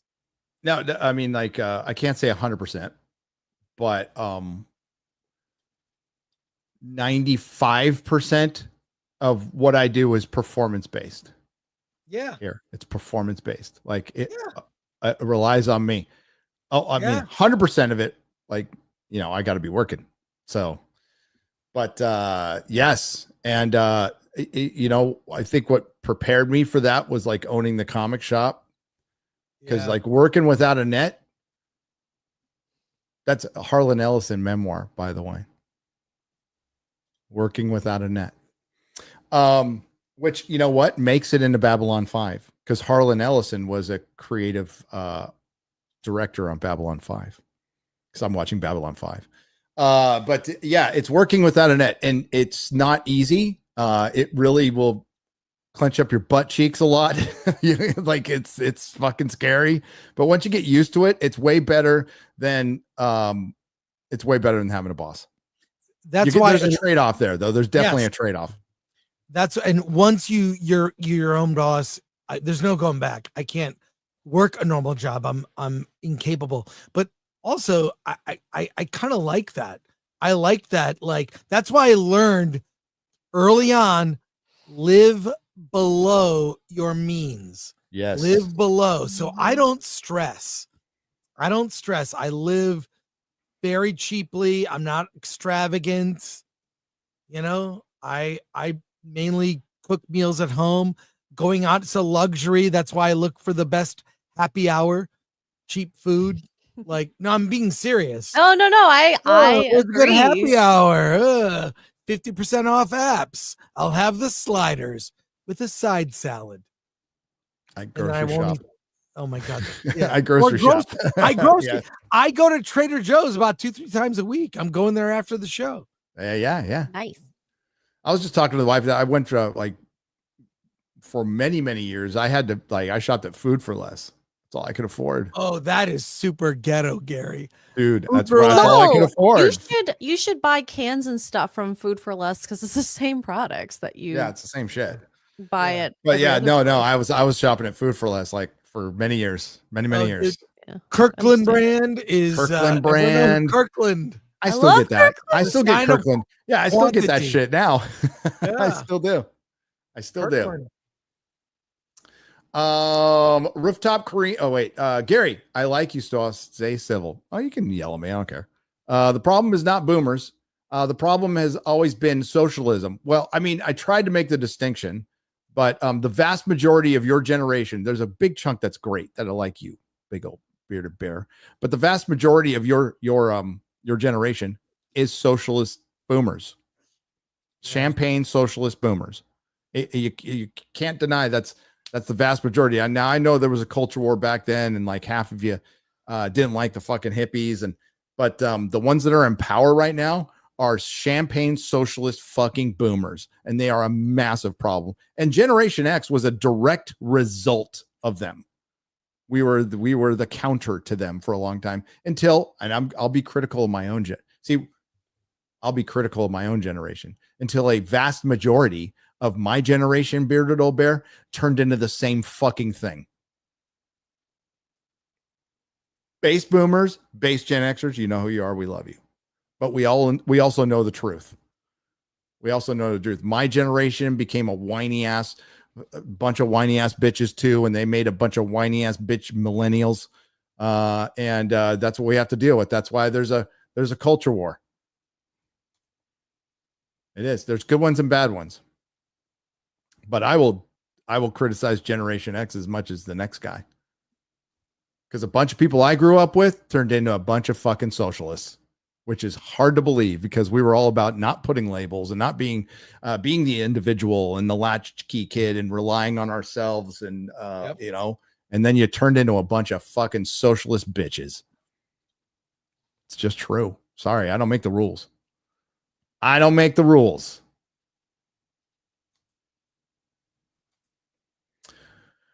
Rooftop Koreans were more American than actual Americans during the riots. You're right. You're right. Question for Chris and Gary. Your favorite Superman and Batman comics. Mine are Jeff Loeb's all-season Superman and Batman, The Long Halloween. I don't know. Dark Knight Returns. I know that's kind of cliche, but that was a milestone. Superman, I don't know what issue it was, but it was Alan Moore wrote a story. It was one of the last, was it like a last, where it was Superman is like in a coma and the whole story takes place in his mind. Anyways, I'll have to look that up. I have it in a long box somewhere. It's one of my favorite Superman stories. Whatever happened to the Man of Tomorrow? I think that's it. Yep. Yeah. And for my favorite Batman story, it's kind of it's between Dark Knight Returns or Year One. It's kind of basic, but I really like Year Two as well. Oh, Year One's great. But all the like Long Halloween's fucking awesome. There's so much to choose from. Yeah. I fucking Killing Joke. I love Killing Joke. Oh, Killing Joke. Absolutely adore Killing Joke. Epic. I know some people don't like it. I fucking love it. I love it. And the art. Oh, dude, the art is so good. So good. Superman, Man of All Seasons is one of my favorites.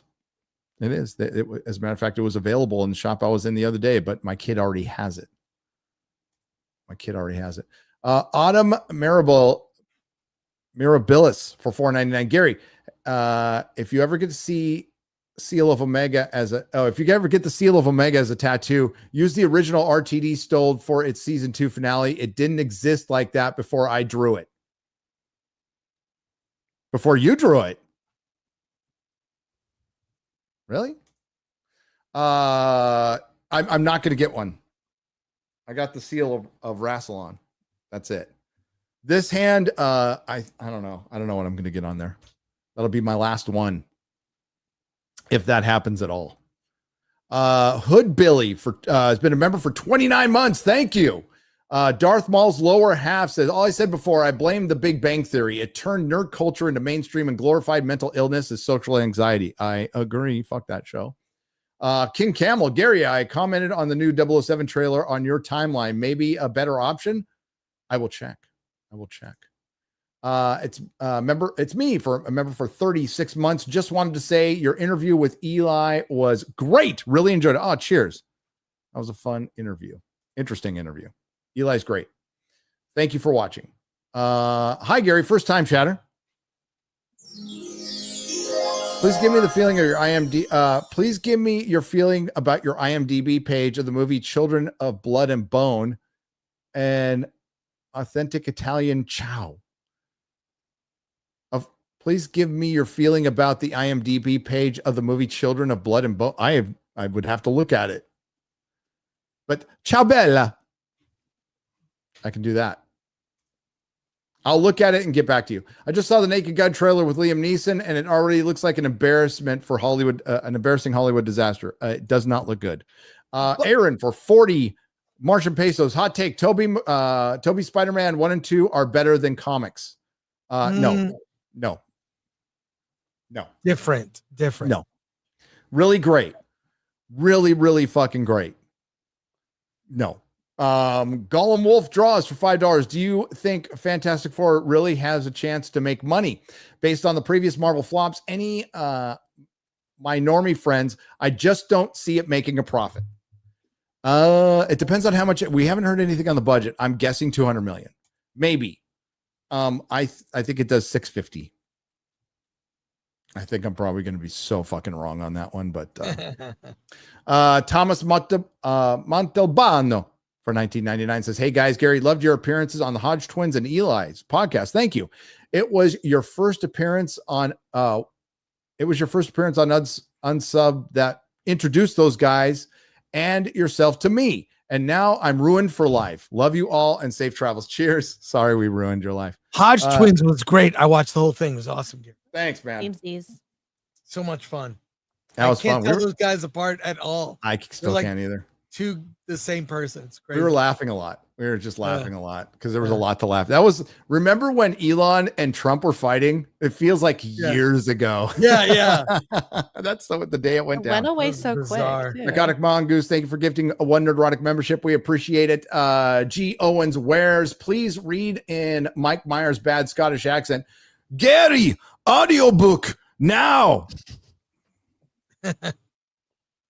I ate a baby. I want my baby back. I just saw that movie like a couple of days ago. It was bad Scottish accent. That's what you wanted, right? Audiobook comes after the regular book. So you're going to get the audiobook 3 months after the release of the book. Hollywood issue number 1, how to make compelling movies. They can't. Hollywood issue number 2, how to discover new movies. That would be reading books, Matthew Hammond. They should go back to adapting books like they used to. Yeah. I mean, badly, but that was pretty regular thing, was adapting books. And there's a lot of books they haven't adapted yet. But no, I don't want Hollywood touching anything right now. Jester of Roanoke is a new member. Thank you, brother. Matthew Hammond for $2. Gary, another TV series that finished, Stargate. Yeah, I know. You know when it finished? Like fucking 20 years later. That's a commitment. Spoiler warnings are gay, like Gandalf. If the story is good, the story will be good. What's that you say? Rosebud is a sleigh? Yeah, I became immune to spoilers when I worked at the comic shop and people would walk in and go, Dumbledore died, like before I even bought the book. And I'm like, oh no. Well, that's just life.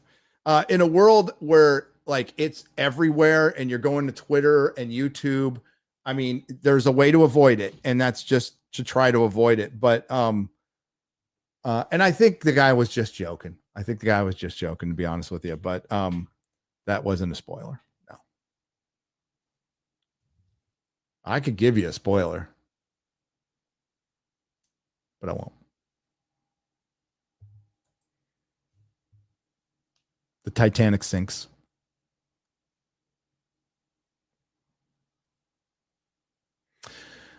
Just Josh and yay, Chris. I love your enthusiasm, says Jester of Roanoke for $2. There you go. Jester's awesome. Spoilers. Indiana Jones is an archaeologist with a whip and a fedora who goes on adventures for $5. Shlomi Leaner, thank you, Lady Grandmaster, for 30 shekels. Hey Gary, since Ghost Rider is your favorite character, what is your favorite comic with him in it? I am currently reading the one where he teams up with Wolverine. Hearts of Darkness might be, there's Hearts of Darkness where he teams up with Wolverine and Punisher. That's really good. The better stories are in the I'd say the Danny Ketch run had better stories, but I think it's Daniel Way did a Ghost Rider series. So Garth Ennis did a mini series on Ghost Rider, like Western Ghost Rider, which was really good. That's one of my favorites. But then the Daniel Way series after that, so it's like Ghost Rider Volume 3. The first 20 issues of that are fucking great. And if you go to issue number 7 of that Volume 3 run and you go to the back to the letters page, you will see my Ghost Rider tattoos in that comic book. But those are some of my favorite. Salvation Run might be my, like, as a kid, I love that one because that's the cover that's of my tattoo where Ghost Rider's like up against Spider-Man and the Thing. You see all that, but you got to read the comics. It's not really them. It's a good one though. Hi, Sophie. Sophie, what's up? Gary had made my piece missing turkey. Kind of glad it got canceled. FOMO, JK. Yeah, and now Egypt. Why? Well, we'll be back in Peru. Well, if World War III starts, I don't know. Who knows? It doesn't look like it's starting, though. Yeah. I thought our attack was imminent. But the marketing for the Fantastic Four continues. Look at the flavor of Reed Richards' cereal that just the Legion of Memers core member 123 put out. Oh, no. It's gay berry. Oh, When you put it that way, I don't want his gay berry milk. Ew. Gay berry blue milk. Ugh. Oh, no. Why'd you have to make it worse? That is beautiful. That is fucking great. Yeah. Any info on CBBC's Doctor Who or War Between? They were already made. Well, I don't know about the animated series, but the War Between is a unit spinoff that's just for the iPlayer. Hubby says FNT and RealBC swimsuit calendar when? When I'm about to when it's over. When it's all over. Get the seal of Gunn. You decided what that is. Get the seal of Gunn. You decide. B-Buster for $2 says. And then we got, remember, for 21 months, what's going on in Greensboro, the Cosmic Summit. It's an Ancient Civilizations conference where they talk about Atlantis and all that fun stuff. Paul Dini's Gotham City Sirens is the sexiest comic. You're right. Saw Superman today. The movie is better than expected. 100% different from the previous takes. Very good character choices with the future growth of the character. So there you go. Somebody saw Superman and liked it. Incasiva for that's South Africa, right? No, that's a Zardoz. What's a Ron? Zardoz is South Africa. Iran is Romanian Lou. Did I get that right? Yeah, it's Romania. There you go. Well, there you go. He saw it. Another fantasy series that finished well, Wheel of Time. There, you're right. Wasn't a very good TV show though. John gets game for $2. Spoilers and insider info. Superman suits up. In a Superman suit? The Napski. Why did I keep missing that one? There we go. The Napski. How do you think Doomsday will go down? These prequel Marvel movies are just not cutting it. I still think they should kill off Mackie Cap at the start. I think they should too. Or make him what he is, Falcon. I think they're gonna bring in evil Cap, evil Dr. Doom, and then they will be defeated in the end by Chris Evans, Cap, and Tony Stark as Iron Man. And I think it'll be just a big gimmick fest that a lot of people will see and not remember. Chris, are you team Marvel Comics or team DC? I am DC Comics. Yeah, I'm more DC, but I like Marvel a lot. It's like, choosing between, types of ice cream. I like them both. Yeah. I get DC more. DC I like them both the same now, but I grew up a Marvel person, and what I'm doing now is going back and reading all the DC shit that I missed instead of buying new comic books, which is way better. Yeah. By discovery, I mean no one watches late night or reads magazines, and Hollywood has no answer to reach people about their new movies. Yes. I mean, you're right. Well, they have online, but then a bunch of them left Twitter because they were mad at Elon, and then they came crawling back.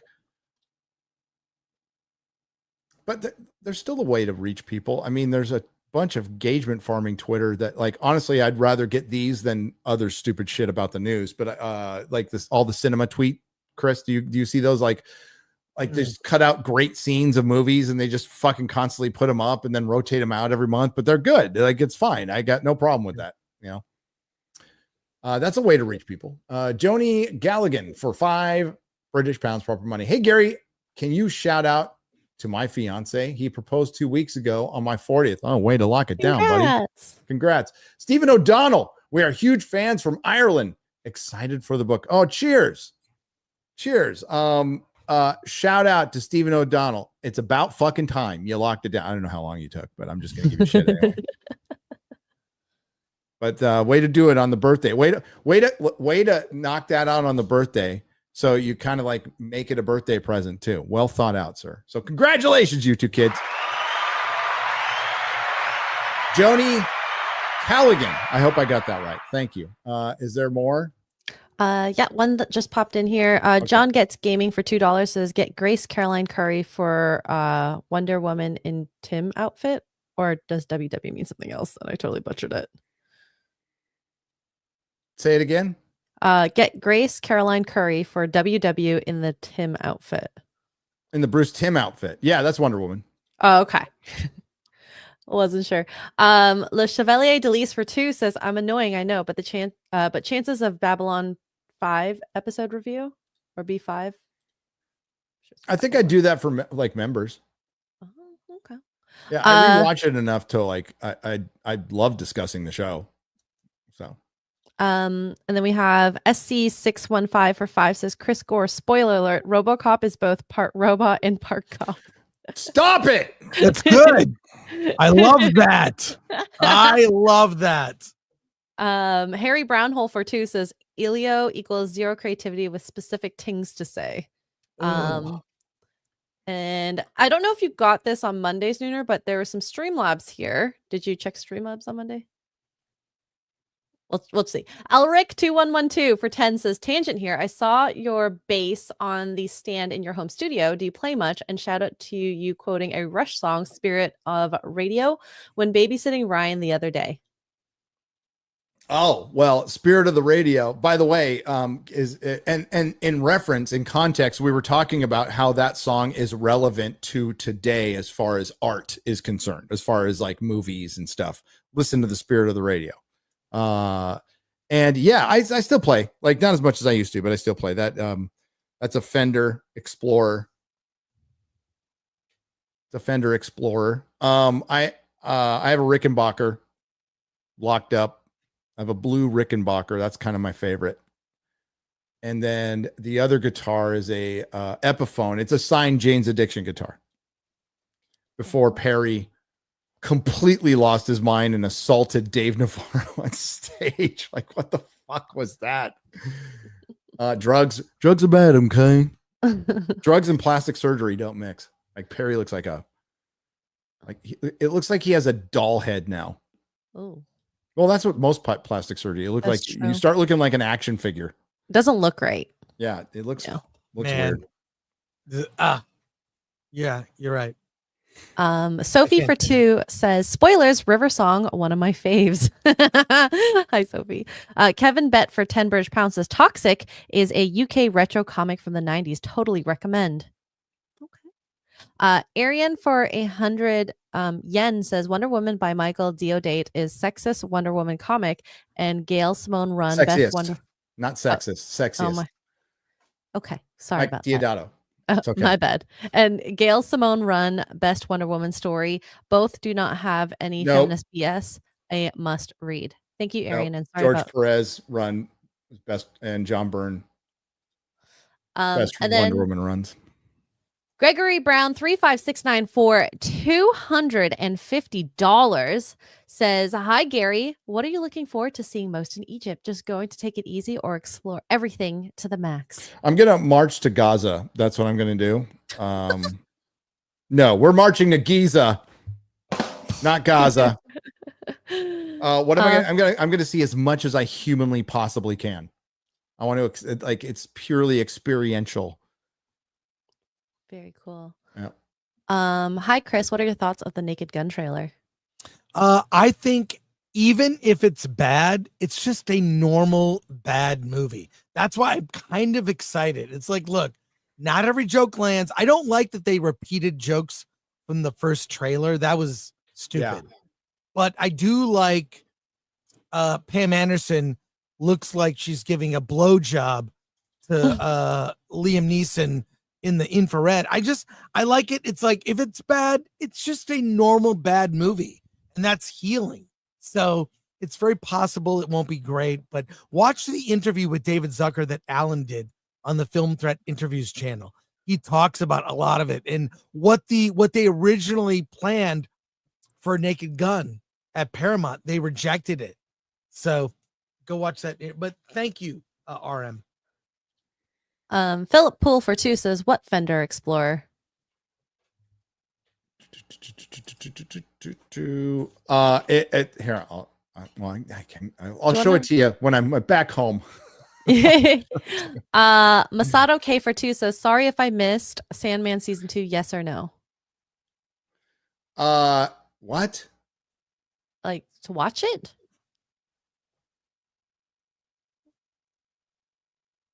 Yeah, I don't understand. There will be a Sandman season 2. I didn't like Sandman season 1. I thought it sucked. Okay. And last one, WG for $50 says Safe travels. And we'll see you there. Thank you, WG. And yeah, that's it. That's it. That's all. Sorry, You're going on the road. Going on the road, like right now. That's why I'm like, what did I miss? No, I'm just trying to do 2 things at once. It's not really working. It's not really working. Well, actually, while you're thinking, Egypt, we are over half sold. So if you guys are interested on going on an adventure with us, Gary, myself, Quarter Black Garrett, and Adam Krigler, Wonder Wolf as well, you're going to spend a whole week with us. It's a lot of time. Plus see a lot of cool stuff in Egypt. So definitely, if you're interested, just check it out. See if you're able to make it. And Sophie for 2 says, I swear, I think you were supposed to read this. Living on a prayer. Sorry, Gary. No. Sing it. And thanks for calling me out on that. I don't know why I said Fender. It's a Gibson Explorer. It's red. It's red. It's red. It's red. And then Arian for 40 says, sorry to say, but George Perez art is a bit outdated. Okay. You are absolutely free to be completely wrong on this channel. It's okay. We still love you. Chris, what do you got going on over the next I meant to say bit? Gibson. I don't know why I say. I'm trying, dude. I'm trying to do 3 things at once right now. Brain is not working right now. Hollywood It is a Gibson Explorer. It is red. It is from the 80s. When I bought it, the case still smelled like fucking chain smoke. I was like, this is perfect. So you open it up and like, there's no way to air that out either. You open it up and it is fucking cigarettes. And you're like, yeah. But my Rickenbacker is the one I play the most. Like the most. This is, I got the biggest laugh this morning when you told me, Gary, it's going to be a short show today. I know. Well, it is kind of short. We're leaving now. We said 2 hours. Usually they go 2.5. Yeah. When Gary says short, I just expect 2 to 3 hours. Yeah, I laugh. We got to finish the soups, guys. Fine. We got to finish the soups. Chris, you got a show. I got a show. Hollywood on the Rocks in 90 minutes. Watch it. Alan Ing the Merciless is going to drop the hammer on Elio. Nice. I can't wait. He has a whole presentation. Oh, Look, PowerPoint? Alan is pumped. He's going to show examples and God. Wait. Is he going to spoil the movie? Oh my God. Who gives a fuck? It's Elio. Yeah. But 28 years later, I won't talk about it until Friday. And it'll be light spoilers from that's from Act 1. What we try to do, and I guess again, mileage may vary on what you think a spoiler is. You're free to think that, but just again, I have set the boundaries of this channel many years ago. I spoil the shit out of everything, but we really try not to like spoil big stuff on stuff we love. Like stuff we truly like. We like wait a while. Like Mobland, we were very general for a long time because we're like, no, I want you to watch this. Well, because Az didn't watch it, that fucker. Yes. Ironheart, I will go down every fucking detail the day after it comes out. So Well, I'll that's the tell you. difference. I'll tell you tonight. Whoa. I might have a gathering. I At will my not place have with that some in my people. chat. Oh. That's a Dodger fan right there. You sound like a Dodger fan. Hey, I'm glad that the best player in the league should be fucking kicked out due to his gambling and stuff. I'm glad they kept it in. They rolled his best friend under the bus. I'm glad you're the best team money could fucking buy. You know, that's fine. That's great.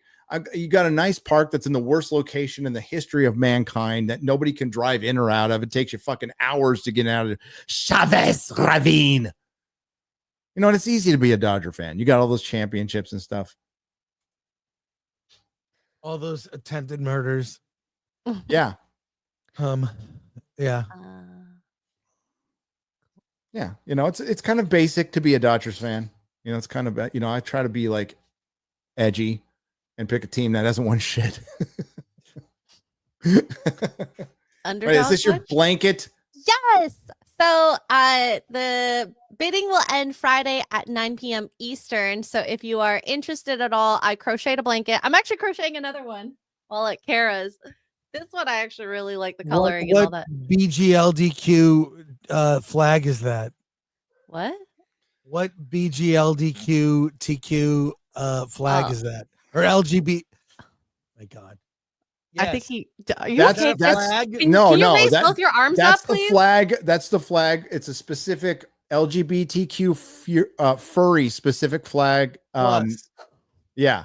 It's the furry flag. It's the furry flag for the furries who like Zootopia 2. It's my grandma flag. Okay, whatever. Grandma. Yeah. So if you're He's not having a stroke. Okay, we always sound like that. Yeah. Can you put both your arms BGLD. up just in case, please? Oh my God. The NAACP LBGTQ Mm-hmm. lesbian, gay, and bacon. Lesbian, bacon, and gay. I forgot what Jeremy Clarkson said. But yeah. So we got Asian Manfred Man's Earth BND. I don't know what that means. With $10 says blinded by the right wrapped like a wish another run in the night. I hope I did that right. Oh, thank you very much. We have B Buster for 2 says that my age spoil away. Juan Carlo Gonzalez Jr. for 2 says another word. Any No word on word the yet. Have the middle one. No word yet. Smash the like. Thank you, Jesus. And we had Joni with 2 British pounds says 20 years together and 4 kids, well worth the wait. And then Steven actually comes in and says 20 bloody years and 4 kids it took me to propose. Oh my God. So I was on point on that one. Jesus Christ. About time you fucking lock it down. Oh my gosh. Were you waiting for a 5th kid? John Gets Gaming for 2 says this is just to keep Chris here to go insane.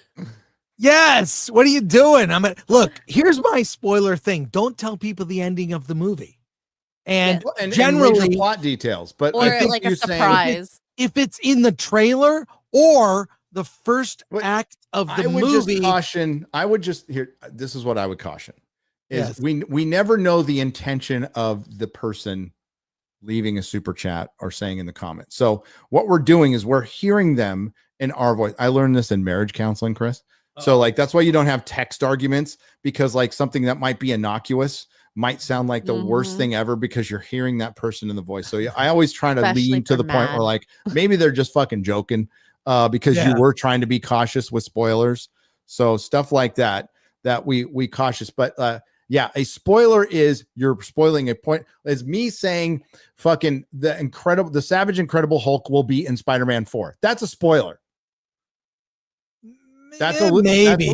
They're going to use it in all the marketing. No, it'll be in the trailer. I'll give you one that they haven't announced. Okay.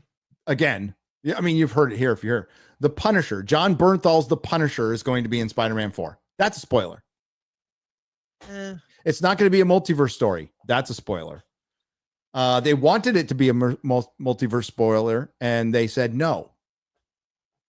They said no.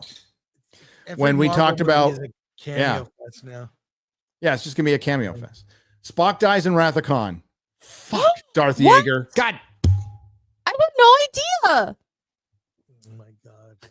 No, I actually literally had no idea, but Yes, it's been long enough. John Bernthal. What I was told is Savage Hulk, Mark Ruffalo, Savage Hulk, John Bernthal's Punisher are being controlled by some unknown entity, and we like the person didn't know like who the villain was going to be, but they're being like controlled or manipulated in some way. Now, I've been talking about this since December, so like they've known this since December. I'm guessing we're going to learn more, but yeah, Savage Hulk is back. Chris saying like, hey, we're going to find out what happens to a zombie world 28 years later is literally in the title. Yeah. It's called 28 Years Later. Look, I got to go because Alan, just share screen for a sec. Alan and I have to do a show together. We're going to do the Can You Read My Mind poem. So thank you for that. That is MK Nightmare Solid. Fuel. MK Solid 82. Thank you for that. Legion of Memers. Let's go. Let's go. He really looks like my Go, father in that Dodgers are- picture. Dodgers are so wait. fucking boring. Oh, The this Dodgers is are the good. most boring fucking team this next to the Yankees. They're just fucking boring. We're tired of them. Yeah, you got these big giant cities that are complete shitholes. And you have good baseball team because you have a good market value, and that's great. And, you know, and like you know, baseball's not as gay and socialist as the NFL, so there is difference in you know the market size and stuff. And I know San Diego's always been like the redheaded step, like your real rivalry is with San Francisco, and San Diego was just nothing to you. But like now San Diego is you. It's the same thing as your shithole fucking city. It's the same thing. So I like the last connection I have with the Padres and sports is I went there, like I went to games with my dad's. I saw fucking Tony Gwynn play. I saw him play his first fucking game as a Padre. All right. I saw Nate Colbert play. Saw Randy Jones play. Steve Garvey, remember that guy? I remember him fucking hitting a home run and beating the fuck. I was there when they beat the Cubs, the Cub Busters in '84. To go to the World Series to get our ass smoked by the Detroit Tigers. I was there. It's easy to be a Dodgers fan. Here we go. One last share, Gary. Yeah. To end the show. I saw Babe Ruth. That's it. That's it. Yes. Release the McCracken. Damn. Thank you. I'm talking to Master Austin, who says, good, Gary. Somebody asks, who are you talking to? That super chat. That's right there. Oh my God. Let the hate Go flow Dodgers. through you. Go Dodgers. Go Dodgers. Guys, you guys are too generous. Oh my goodness. We're I'm trying to end the seeing- show. I'm seeing F1 on Monday. Gary, there I are can't wait for that. fan advanced screenings. You can just buy tickets Monday for F1. This Monday? This If we have coming time, Monday. maybe. Oh, but I'll be in Greensboro. It's We're it'll driving be in back. IMAX at IMAX theaters. I can't wait to see this. This is another one I'm like So I'm optimistic seeing it for. Monday. I have tickets. I have a feeling F1 will be well received. Hopefully good I word think of so mouth. too. I talked to someone who saw it and said, look, it's what you think it is. It is just you're in the cockpit Dude, racing. Ford versus Ferrari is like one of the best movies of the last few years. Like absolutely, that's a James Mangold movie. 100%. Great father-son movie. Fucking fantastic fucking movie. I like movies like that. I just like race movies. I like cars. All right. I It's like fun race- doing a All right. short show with you, Gary. It was great doing a Nerdrotic Very Nooner short show. Short show, It's the a exact normal same time show. as every fucking normal show. Yeah. Yeah. Short-ish. It was. Short-ish. Short-ish. I got to hit the road. My wife's waiting for me. You Let gotta me go. just. Do you want me to save these for a square up then? How many more you got? 3. Okay, go. Matthew Hammond for 2 says Dodger Stadium is a dump. Yep, John but they gets have good gaming- hot dogs. They let Ahura pilot and everyone die in Wrath of Khan. Oh, spoilers, I guess, but it's pretty predictable as soon as they let her drop. Wow. Okay. Brendan's Wards 83 for 10 says, just watch the interview on Say Hi to Eli. Great episode and story. And I appreciate all the great shows, Gary and team. We Cheers. appreciate you. We appreciate all of you. We love you. Thank you for supporting us. Thanks to everyone who left a super chat and donation. Thanks to everybody who gives a shit. It's fine. I don't care. Thanks to all the lurkers out there. Congratulations for finally locking it down. God damn it. After 20 years, we wish you all the best. And thanks to the Nerdrotics. We'll be back Friday. I don't know if we'll be back next week for the Nooner. You let me know. I'll let you know. Cool. I'll let you know. It's Ironheart week next week, buddy. Dude, I'm watching all the episodes today. God, I wish I could come over and watch them. A group of friends. We're all going to watch it together. I'll probably record videos in between for members only. You should. For my channel. Totally should. That's a great idea. Yeah. Extra girl, I'll see you soon. Chris, well, I'll see you at Comic-Con. See you at Comic-Con. I'm going to see you before, actually, for a screening. Oh, yes. Oh, yes. Fantastic Four. Yes. The Fantastic Four. Let's go. All right, Chris, great show today. Love you guys. Thanks again. See you if you're at Cosmic Summit, come up and say hi. Yes. Right. All right. Take care, everyone. See ya later.